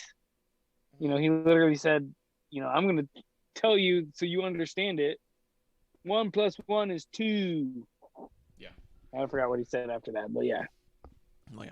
He's such a dick, dude. And he's doing the same shit that Shane was doing, and Shane was the one who needed his ass whooped. I don't understand what Drew thinks he's doing with all that, to be quite honest. You know, I'm going to get your take on this because we're already on topic and I've had a whiskey. Kev? Do what? I'm sorry. Yeah, I want your take on this one. Because we're already talking about it. I was going to get ready to move on, but let's do it. There's been some narrative out there that Drew is losing some steam and that he needs to be like revitalized. We need the crowd to get back behind him because right now it doesn't feel like the crowd needs to be behind him. And one of the things I heard that said that was said, this is of no fault to the performer whatsoever. It's just the stories and the creative he's been given. And I feel like we get that a lot. We hear that a lot. And at what point do we say it's the performer? Yeah, that's a cop-out. It's an easy scapegoat. I think it's an easy way to show respect for somebody you think is doing a bad job. Yeah. Right? Instead of just straight shitting on them and saying, stop, you suck. Right. It's creative. Yeah. It's such a cop-out sometimes because I do think that there's a distinction, right? I think there are times where you get somebody who's in a creative position that you go, yeah, what are you supposed to do with that? You know what I mean? Like Natty having a whole storyline about her farting. You know, what is she supposed to do with that? You know what I mean? How's she supposed to look there? Sammy and Bobby Lashley's storyline together. What are they supposed to do? You know what I mean? Like, there's sometimes creative really doesn't give you much of a thing. But what you do, like Bobby and Sammy did, is you make the absolute fucking most of it. And a lot of people said, this is shitty. They said, but Sammy and Bobby did a really good job. We're not saying Drew's doing a great job. We're saying, like, Drew's misrepresenting his own character at this point. He's supposed to be a super babyface, and he's coming off as a dick. 100%. And this is where I think my biggest problem with Drew is. You know, and it goes in line with this cop-out where a lot of people, you know, that we've heard hindsight, you know, behind the stage or behind the scenes stuff that, you know, they approached Vince and said, hey, my character should be more like this. Or, you know, went to creative and said, hey, I think my character is better like this. And it's because as a professional, they, are their character. They live their character and say, hey, they see the wrestling world through their character's eyes and say, hey, we should do this or whatever. And to me, if that's the case, then Drew's just an asshole as a person. But if it's not, and he's doing what creative's telling him, he needs to step up and say, hey, I think my character would be better if he did this. Or this isn't a dickish doesn't thing to do say? that. Yeah. But the other thing that I've heard in a number of interviews with, I believe, X-Pac, Road Dogg, Xavier Woods, I think all of the New Day on their podcast have talked about it, Kevin Owens, Daniel Bryan, they've all said it. They're not scripted. They've all talked about getting to a point where you prove to them that you don't need to be scripted, and then you do get the bullet point things. So yeah, getting off script is once you've proven yourself. I do think this change of super babyface Drew, which we thought was sort of annoying, but he is what he is, that's fine, to pretty dickish Drew, I think is the unscripted Drew. This is just how I talk as a wrestler. This is just my character. And I think, like, you're right, that he's supposed to be this big babyface. He doesn't know how to do that because he's kind of a dick. And his character's coming off dickish, and I think that's what's making him lose steam with the audience. They see him treating the rest of the locker room like shit. Bobby Lashley puts a bounty on Drew's head, and what does Drew do? He goes into the babyface locker room and calls them all pussies and pushes them around. Yeah. I'm like, what? You just take my favorite wrestler and threw him into a couch? You found the smallest guy in there and said, let's go one-on-one? What the fuck? I was going to say, he not only went into the babyface locker room, he went into the 205 babyface locker room.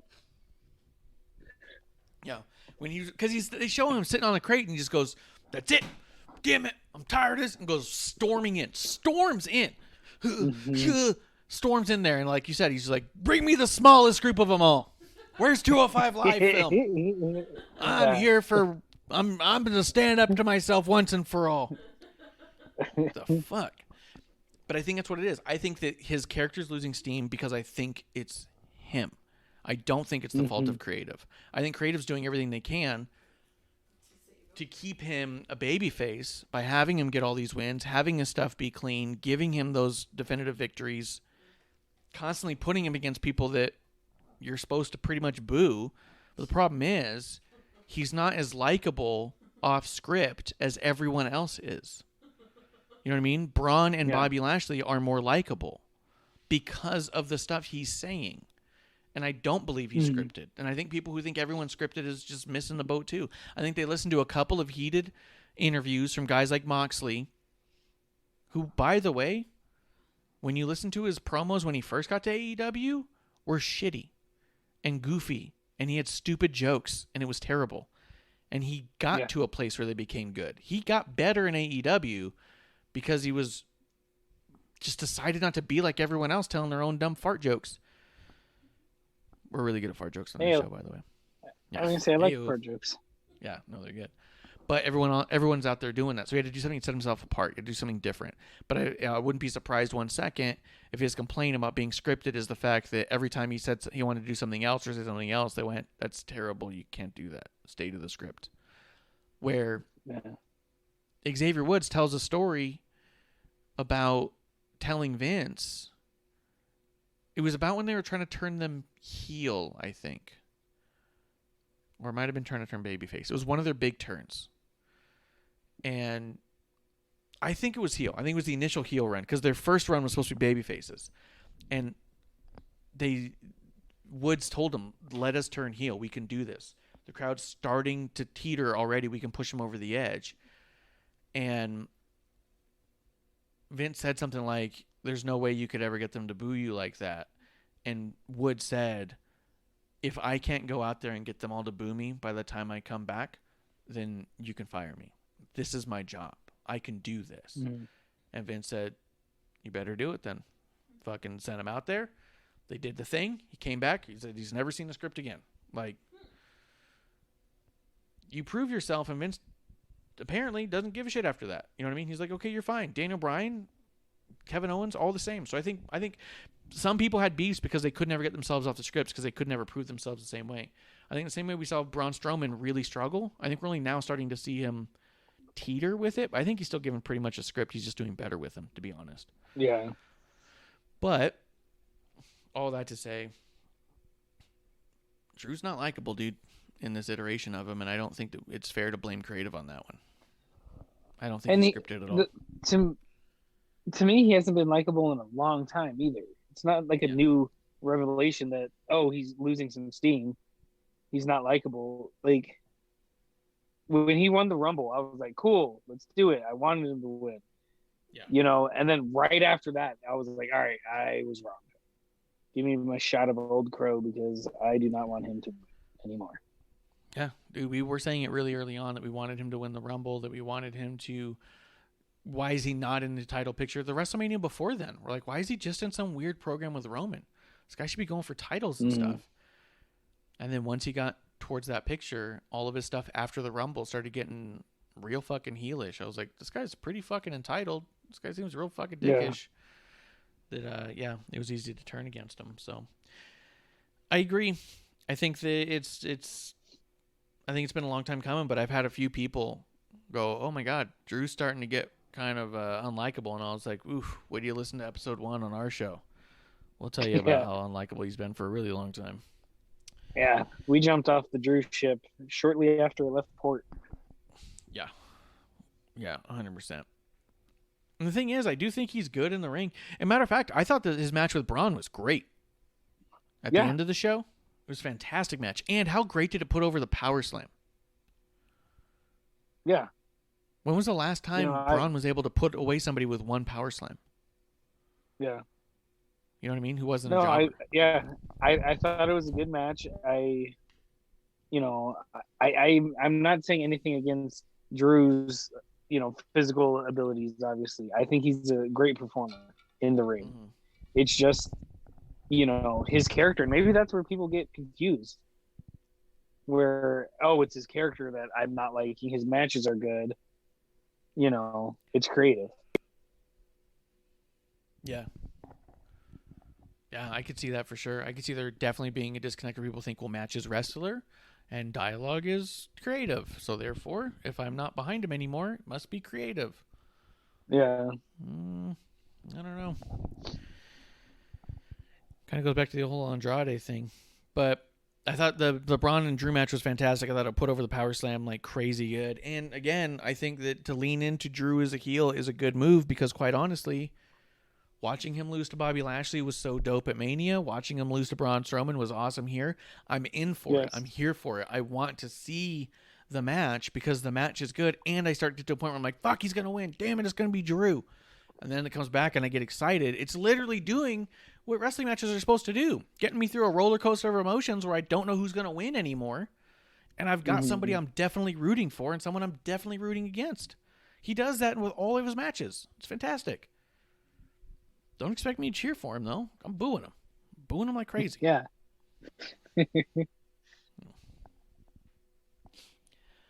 Let's see. Charlotte Flair. Let's get through her stuff, and then we'll talk about some other things. So Sonya Deville just goes walking through the fucking hallways. Goes and opens up some back fucking door. Fire exit, which... That was fucking weird. And I guess the whole idea is that it was meant to be... I think this is what's happening. So Sonya Deville lets in Charlotte through some weird back door. Mm-hmm. They go to the ring. Charlotte talks massive shit to the referee. Sonya basically talks also shit to the referee. The referee accepts Charlotte's stupid, emasculating apology. And then is forced to apologize to Charlotte Flair and then forced to open the ring ropes. And the whole time was just this weird display of Charlotte and Sonya just shitting all over this ref. And to me, it just felt like he's doing this shit just to keep his job. Yeah, he doesn't want to get fired. Yeah. It felt a lot like that. And it felt a lot like, what is this leading to? I'm supposed to be interested in a match with Charlotte versus Eddie? That's our big Yeah. fucking match we're leading to. Why do I give a shit if she's got heat with a ref? Yeah. You know, what's my payoff? They've done more Well- storytelling with Eddie and Charlotte than with Charlotte and Rhea. Yes, big time. But you know the thing that gets me, just to go back to the beginning real quick is, I was so confused with, seeing Sonya open up the back door and they're like, "Oh my God, it's Charlotte! Charlotte's here!" And I'm like, okay, Yeah. I was so confused, and then it wasn't until later on in the segment that they said she's suspended. And then I'm like, well, Yeah. why is she suspended? When was she suspended? And then they're like, oh, she attacked the ref and this and that. And then it's like, oh, on Talking Smack, this was revealed. And, I missed all that. I don't watch Talking Smack. And, it felt very AEW to me. Yes. Because they didn't let it breathe. Because Yeah. last week she attacked a ref. Immediately after, they put it on Twitter. And then the first time they mention it is her coming back into the arena the next week. If they had her off this week, even just 1 week, and replayed that segment of her attacking him and then showing the flashes like they do of the tweets, being like, this is what happened. Adam Pearce suspended her, this and that. Then you cut to a little segment where it's Sonya and Adam Pearce in the back, where Sonya's all like, really, Adam, you don't think it's a little harsh? And then Pearce just goes, no, I don't. And then they leave it at that. Someone else walks in. $100,000. That's a lot, Yeah, $100,000 is a lot. And then- on top and then of a it- suspension, and then then have it, Braun walk in and say Braun says something to Adam Pearce. Add me to the match. Yeah. Yeah. Well, and at then least you're to hinting me, and that would create more divide between Sonya Deville and Adam Pearce if she was talking, had a promo with Pearce, going back and forth, like kind of defending her, and then all of a sudden she just lets him in. Because and then she because the motivation of her letting her in, is obviously unclear. Hopefully it, they clear it up a little more down the road, but it didn't, like I said, I was lost and it didn't make any sense to me until they explained it, and it was already, 5 or so minutes into the promo. Yeah, like what ticking time bomb are you running against with a 3-hour show where an hour and a half of it is Braun? Why couldn't you have Charlotte off of one episode? And I get it because there was some shit online. Charlotte so Meltzer tried to say that Charlotte was getting dental work done and therefore it's cosmetic and all of this. And I don't know if it was here or just in a private conversation I had with somebody, but I made the joke of I hope she comes back with vampire teeth. Like the way that Meltzer was talking about how, just like a big grill. Well, no, because I mean Naomi's got a grill. The grills come in and out. Like she should, just like she comes back with like braces or some sort of like fucking weird vampire veneers, and it's all like, oh look, it's cosmetic. But like I mean, but all that stuff's bullshit, right? Because none of that shit matters. But that was the whole thing. Is she had some sort of dental work she had to get done, so therefore she was suspended so she could have that done.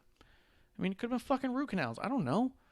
But he immediately went to that she's insecure. And so she jumps on Twitter and says, Dave, you have my phone number. You could have called me and resolved this in 30 seconds, but instead you're giving absolute garbage to your fucking listeners. And I have to sit here and talk about my body one more time. She's like, I'm not doing it. She's like, you're pathetic. That's what it was all about? Because I saw that, but I didn't. Yeah. I thought it was more so body shaming than her teeth. But it was body shaming her because he said that they're saying it's dental work, but who knows? And was saying that it was cosmetic. So it could have been, it might be dental work, it might not be. Like, you just didn't know. And is she going to come back looking different? And she looks different already, but she's also leaned up a lot. And people look different when they lose weight. Like, it's not to say she was ever big, but, she's a lot leaner than she was a year ago. She's always been ripped, though. What you're talking about. Yeah. So it's just like, you just don't fucking know, man. So all that stuff, part of me wonders if they shotgun this, because I wonder if Charlotte was like, I can't be off TV now. It was a simple thing, and I was just going to take a week off, but now it's going to look like this, and everyone's going to be eyeballing my fucking nose. They're going to be looking at my ears. They're going to be looking at my cheeks, trying to see where I got work done. You know what I mean? And so I wonder if that's part of it, because I do agree that I think that the entirety of it was shotgun, that she should have been off TV for 1 week. That's it. If you're going to have this fake suspension, let it be 1 week so you can at least recount the suspension and show a tension between Adam and Sonya not agreeing on it. And then next week, when she sneaks Charlotte through the back, you go, oh my God, Sonya's sneaking in Charlotte. But this time, it started with her sneaking her in, and you go, oh, that's a weird way to get into the building. And then you have the whole promo thing. Well, they, to me, even if they shotgun it, even separate it. Early on, have Sonya and, like you said, show a little vignette of what Charlotte did. Have, Sonya and Pierce do their thing earlier in the episode, and then later in the episode, you could even have Sonya making a phone call, and then later she walks back and opens the back door and like, all right, I'm glad you came. We're gonna go resolve this or something. Yeah, 100%. But you've got 3 hours, you can break this one up a little bit. But this one was really weirdly shotgunned and stuff. And then it leads to Adam Pearce and Sonya in the back, and Adam Pearce is like, what the fuck is this? This bunch of bullshit. Fuck this shit. And then storms off, and Charlotte and Sonya are like, what ifs? So now it's like, so what? You're building tension between Adam Pearce and Sonya Deville? Is that match going to happen? Why are we spending this much time building tension between Sonya and Adam and tension between Charlotte and Eddie? Yeah. You literally had an entire match of Charlotte versus Mandy about Charlotte and Eddie. The whole match was about the ref. Yeah. If you're Mandy, how shitty do you feel right now being used this way? You're putting over a ref. Like, what the fuck? Yeah. As much as I love refs, what the fuck is that? Even on commentary, Corey says something along the lines about, like, how it's unbelievable that Mandy's doing this well. And Adnan says something like, oh, you don't think she's very good or something, kind of a deal? Because Adnan was really fucking it up this week. It was weird. But then Corey says something along the lines of, like, look, I think that she's proven herself to be quite a contender, but bottom line, she's no queen. And like, so now you just said that even some of your best are just nowhere near as good as Charlotte? Like, why do we have to push that Charlotte is the absolute greatest wrestler that's ever been? It doesn't make the rest of the team look good. Yeah. You just said going into this match, it's out. The match is a foregone conclusion. The whole thing's going to be about the ref anyways. Like, this felt like such a weird, shitty way to shit on Mandy Rose. And I don't know. I'm not here for that bit. Yeah. I'm not saying that Mandy should be main eventing WrestleMania every year, but I just don't think you need to have commentary shit on her that way. No, and before that, it was, Mandy and Dana's involvement in the 6-woman tag. Didn't that happen first? Yeah, that happens first. I was just running through the Charlotte stuff so we can be done with Charlotte. Because that was the other bit, is that they did break up the Charlotte thing a little bit, but not if by I remember much. correctly. Yeah, but the women's 6-woman tag happened. Yeah. And then Charlotte her wasn't match involved. Yeah, but Mandy was. And then Mandy's punishment was to go up against Charlotte. Yeah.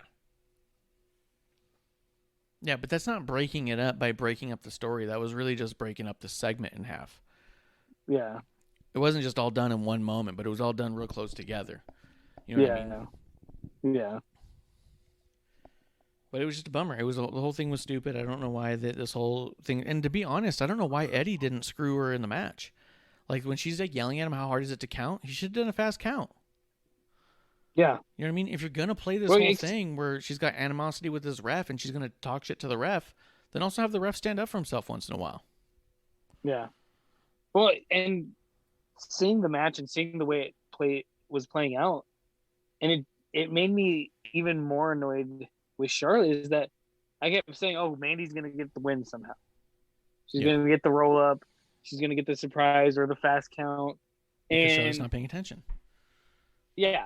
And then for her to lose it, I was like, yeah, what the fuck? Like you said, like, it just made Mandy just look like garbage. Yeah. That was absolutely the other point, was that Charlotte's not paying attention to Mandy whatsoever. She's a complete afterthought in everything that's happening in this match, and she still loses. How bad do you have to be? You know what I mean? Like, Yeah. it was just shitty. The other thing I was going to say, Adnan during Braun Strowman's choo-choo train thing, he said, he goes, the train's off the rails, and then he goes, we're going to need a bigger boat. And Corey Graves said, what kind of boat do you know that goes on rails, Adnan? Yeah. Corey Graves on week 3 has gotten to the point where he is shitting on Adnan while he talks. Yeah. And I wonder what that means long term. But there's a point now where Adnan says stuff, and Corey's all like, "What the fuck are you talking about? What's wrong with you?" Like, it's so good. It almost reminds me of Coach. Yes, it's getting there. Like, yeah, and like I said, when I first saw Adnan, I was excited. I like his delivery. And then now it's like, all right, dude, like, you're not just making, bad, or, switching people's names or forgetting people's names or calling somebody by the wrong name. You go, you start a new job. You have to get used to, everyone's name. That can take a while. But for this reference, I thought that was really bad. But, he's off the trains. We need a bigger boat. Like, that's bad. Yeah, 100%. And I get it also that he's trying to make that Jaws reference. We're gonna need a bigger boat because Jaws is coming for you. But he said those two things in the same sentence, and it didn't work. Those should have been separate weeks. Save the bigger boat for next week. Yeah. You know what I mean? Do it a different way, because the way was just fucking weird. But yeah, I don't know. I agree with you. I was super excited for Adnan. I thought his sound was so cool, and I was like, if this guy gets enough knowledge behind him, he could be big doing this. He could be big. I was like, he's got a similar sound to a young JR. I was like, he could make great calls if he just knows the business the way JR knew the business. It's slow moving, man. It's slow moving. Yes. He's gonna need a bigger boat. Yeah. But yeah, now I don't know what the fuck we're doing with Charlotte Flair, and I guess she's in a program with a referee, and I guess Sony's in a program with Adam Pearce, and I guess the Raw Tag Team Championships, we just don't have time for them. And Rhea. Well, Rhea came out for a little bit. Yeah, but her and Rhea, that's I don't know. Yeah. Well, let's talk about some of these matches then real quick. So the other things that happened on Raw was, let's see, we had the New Day and Damian Priest against Jackson Ryker, Elias, and Miz with Morrison on the outside. Dude, this whole fucking segment was so bad. The match wasn't that bad. It wasn't great. But the entire Miz TV segment, that song was going on way too long. Like, we had to have a conversation while it's on of like, do we just stop watching this?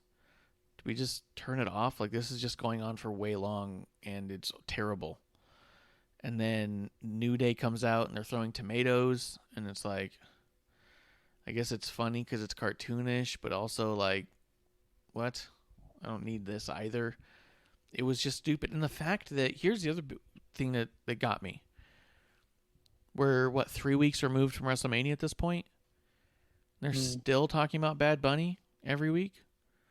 Yeah. Like, Miz needs a different promo. He's still cutting Bad Bunny promos. Yeah. He needs to thank me. He needs to thank me. I could see it the week after. Yeah. But like you said, 3 weeks after, what are we going to get? Bad Bunny and Miz at WrestleMania Backlash? Yeah. I don't think so. I think it's, Bad Bunny rode off into the sunset on top of his semi-truck. Yeah. Yeah. 100%. So, yeah, I didn't like any of this. It was the first time in a while that I thought Damian Priest and New Day collectively looked bad. Yeah. So, that was a bummer. Anything else you want to say about that? No, it was just, it was really bad, awkward. The And song, I typically- realize it's supposed to be bad. Yeah. But like you said, it just went on for too long. Yeah. It should have been It was bad for interrupted too long. like immediately.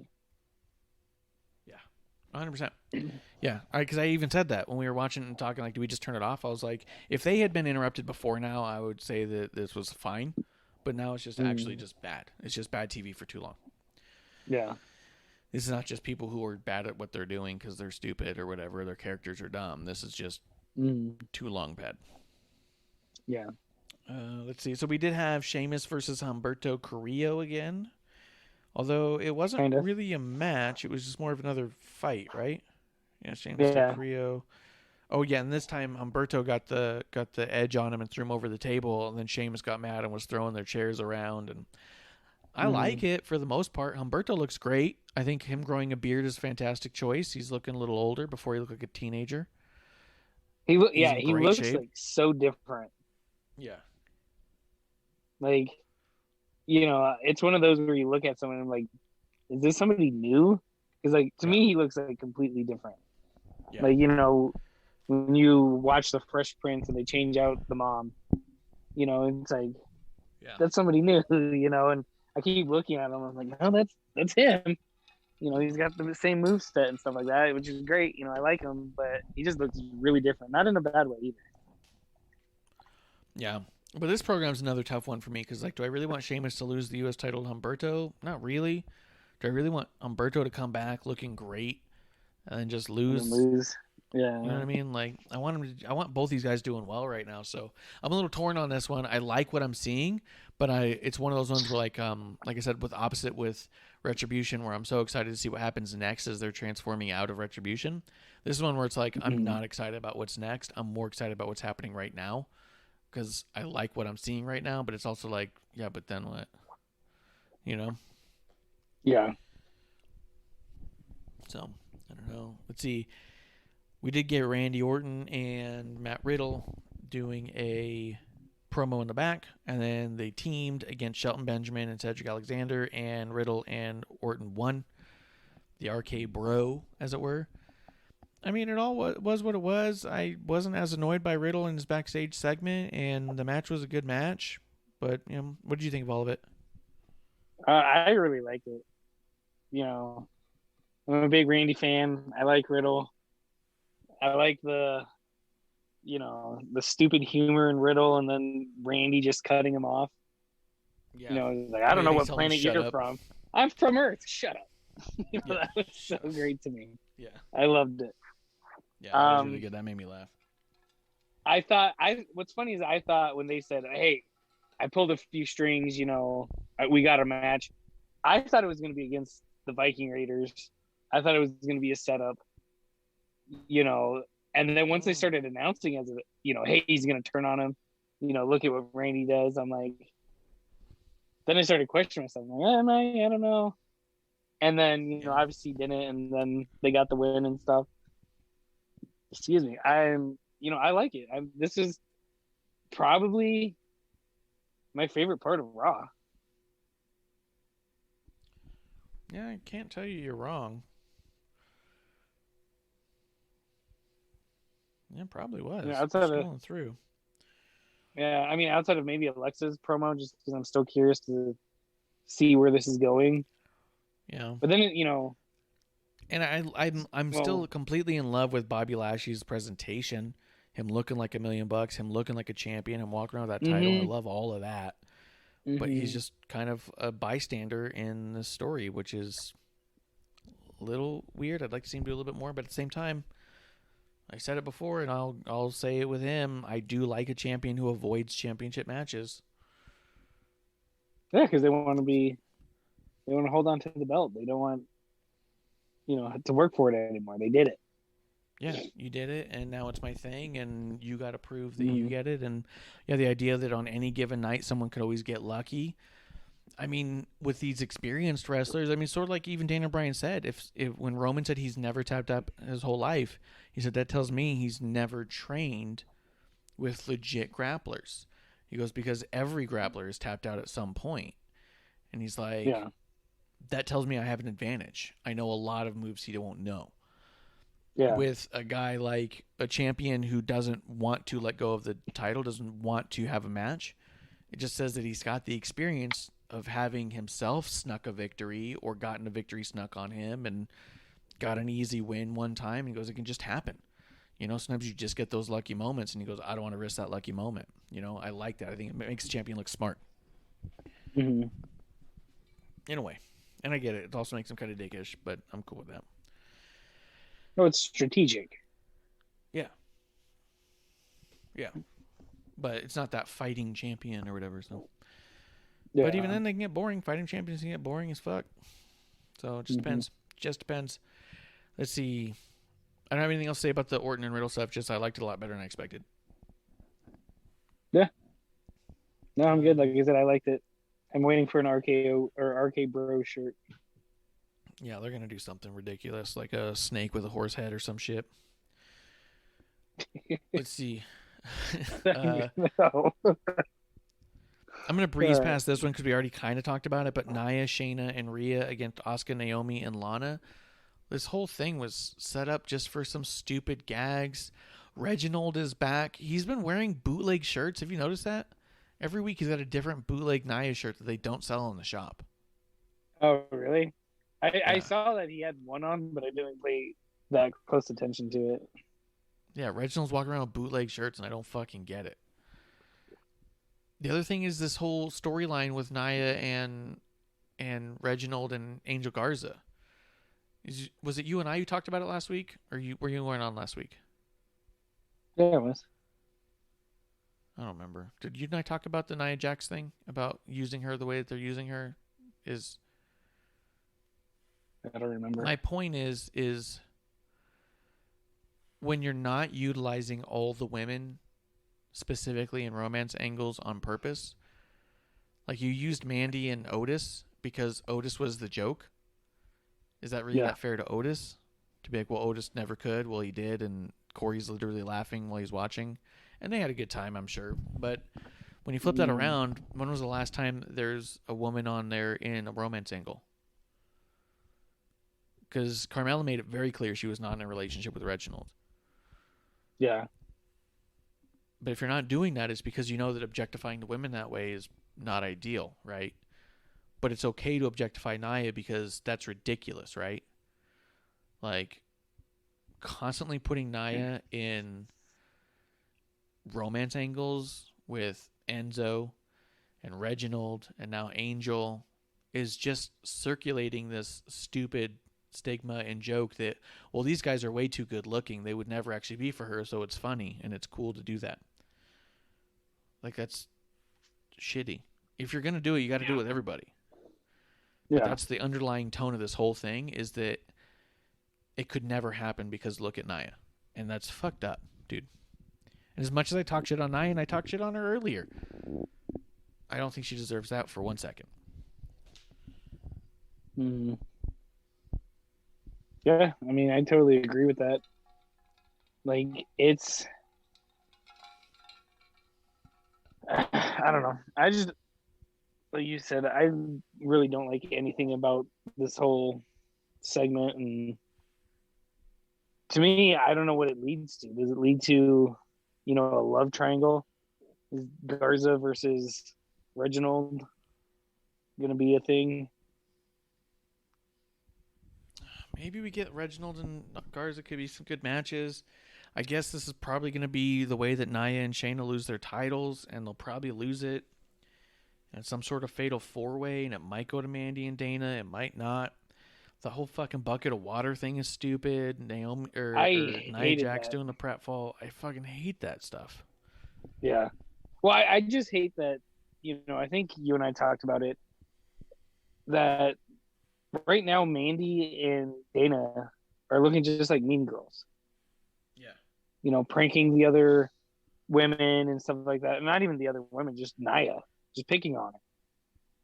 You know, once again, it's like, you know, why are we doing this bullying thing when everyone's anti-bullying? And I get it. You know, there's you know, it's a show. It's supposed to be kind of entertaining, but, you know, seeing Nia flop around outside on the water puddle is not entertaining to me. Yeah, and when you use the bully angle, you have a very defined bad guy and good guy, and this one, the good guys are being the bullies, quite literally, playing pranks on the big girl, who's mean. Yeah. it's just weird. I just don't like the way they're poking fun at Nia right now.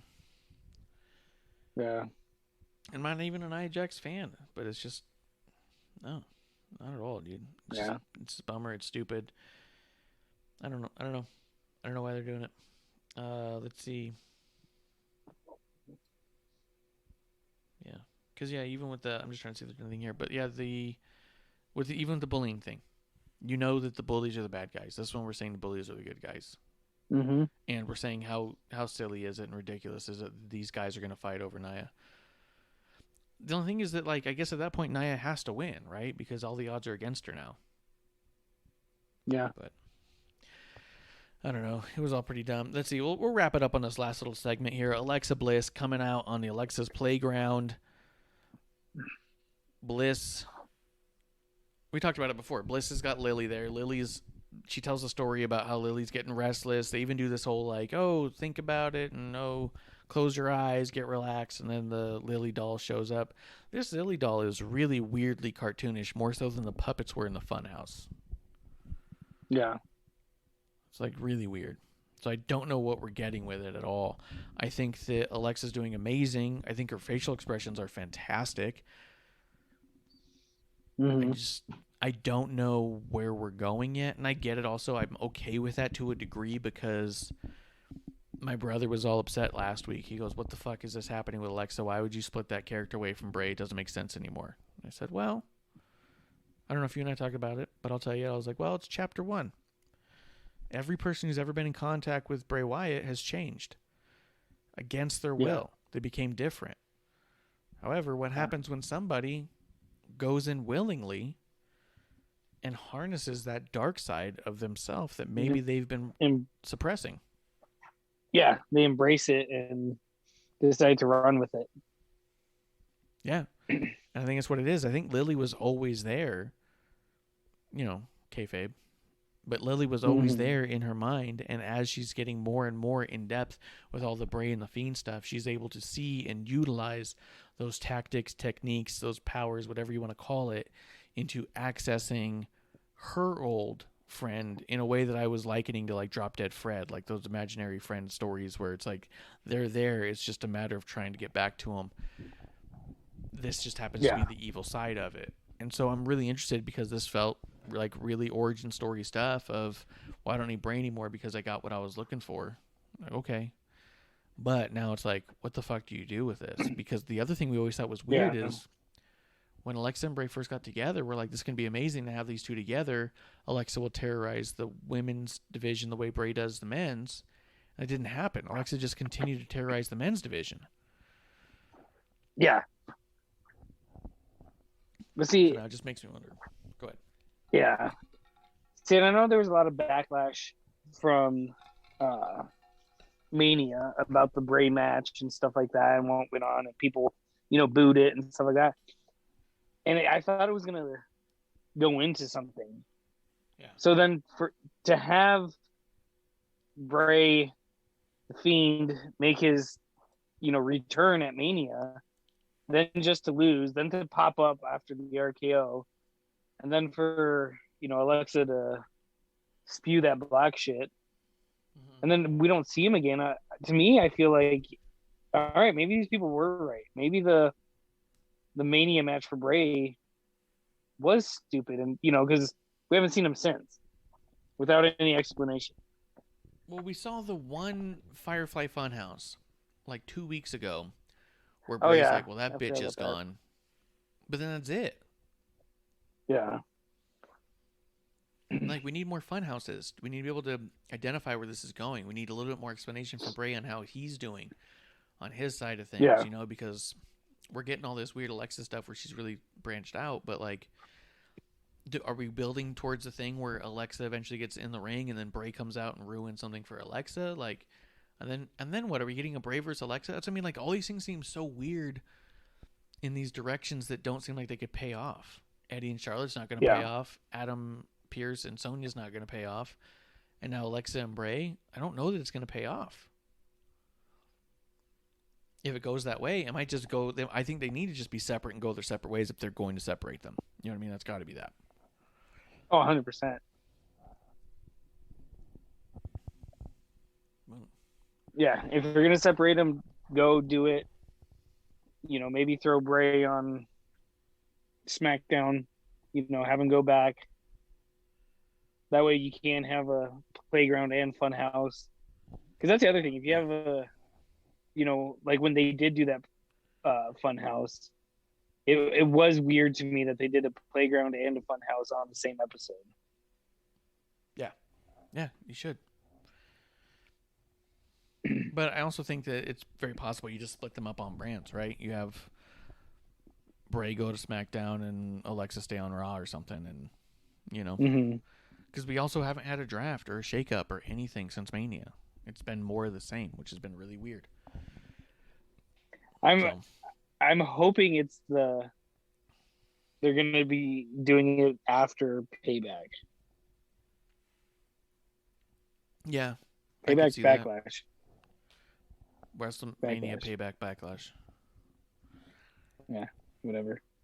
WrestleMania Payback, WrestleMania Backlash. Yeah, WrestleMania Backlashly. Yeah. Do you think that them throwing Braun in there is just to get the title off Bobby? I don't know. I think. But then I don't know why you throw Braun in there. Unless you think Braun gets the title? I think he's believable right now. Yeah. Which I think is good. He's got to be, right? If you want to throw him in that match and not just have him seem like a Ponzi. Because in the Bray Roman thing, he didn't feel like he belonged there at all. This one, he feels like he belongs in the match. So then it feels like the conversation's open. And the fact that they've been clearly so behind Drew, but giving him over half of the show every week, it just makes me wonder that they're doing all this to get the title back on Drew one way or the other. Is Braun in there to take the pin? Mm-hmm. You know? Yeah. And I mean, that could be. And it might set up something interesting, like if Bobby goes to SmackDown. Yeah. Get Bobby Roman stuff. I just think that Bobby's better as a champion here than, I mean, I'd rather see Drew go to SmackDown and then you get a Drew and Roman program where Roman's just head of the table and on top. Don't ruin SmackDown. Don't do that. I just think there's too much star power on Drew McIntyre to take up the whole show, but maybe they don't see it that way. You know what I mean? Yeah. So, but I mean, I can see what you're saying with putting Roman versus Drew. It actually, you know, would be obviously make more sense on just the heel and face type of thing. But like keep them apart for a long time, but you know what I mean? They just quite don't get there type of a deal. And you can push that whole story all the way to Mania. Make that a big thing. Your Clash of the Titans, as it were, it's finally going to happen. You know, can you believe in all this time Roman's evaded him or whatever? You know, like, I don't know. Have people come back and do stuff. Have Brock come back or something. Like, I don't know. I just think that there's more to do over there than just take the title off Bobby and say, well, he had the title for a little bit, so that's good, right? Like, yeah, he did it.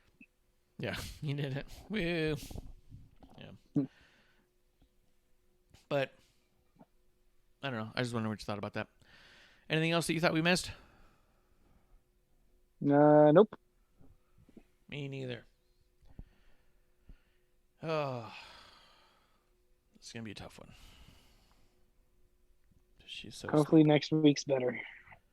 Yeah, I mean the Raws have been so bad, and I think it's because they're just hanging their entire hat on Drew and Charlotte above everything else. Rhea didn't even look great here, and she was teamed up with the heels. Like, we're supposed to just know she's a bad guy. Where I thought we were cheering her because she came up to the top. She was barely a heel in that match, and people cheered when she won.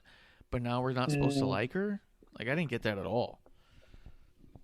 I was trying to think of when Rhea became a heel. And I didn't quite get it. Against Asuka, where she said something stupid to Asuka. Yeah. Yeah, because I was trying to think about it, and I thought I remembered it, but now I forgot it again. Yeah. But no, and especially if you're going to be setting her up against Charlotte at any point in time, Charlotte's the super heel right now. A heel. Yeah. Yeah, so I didn't get it. Because I thought it'd be easier to just kind of nonchalantly have Rhea go back to babyface, and it would be to like tell a story where she turns good. But what they've done is just been like, she's heel. Just, and I'm like, what? Didn't make any fucking sense to me. No sense whatsoever. Yeah. Anything else you want to throw out there? No. I think I'm good. All right. Well, guys, you can check us out at twitch.tv/wrestling on the rocks. If you want to come in through the chat, derail the show, become a part of the show, get a cheers from us, or whatever it is you like, you can go to wrestlingontherocks.com for all of our links, all of our social medias. You can find our shop. PWT's shop is located through our wrestlingontherocks.com link. But you can also go to prowrestlingtees.com/wrestlingontherocks. I don't know what I'm supposed to do here, man.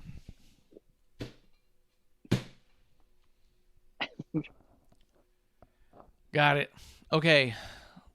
Those are our links. That's where you can find us. That's where the shop is at. We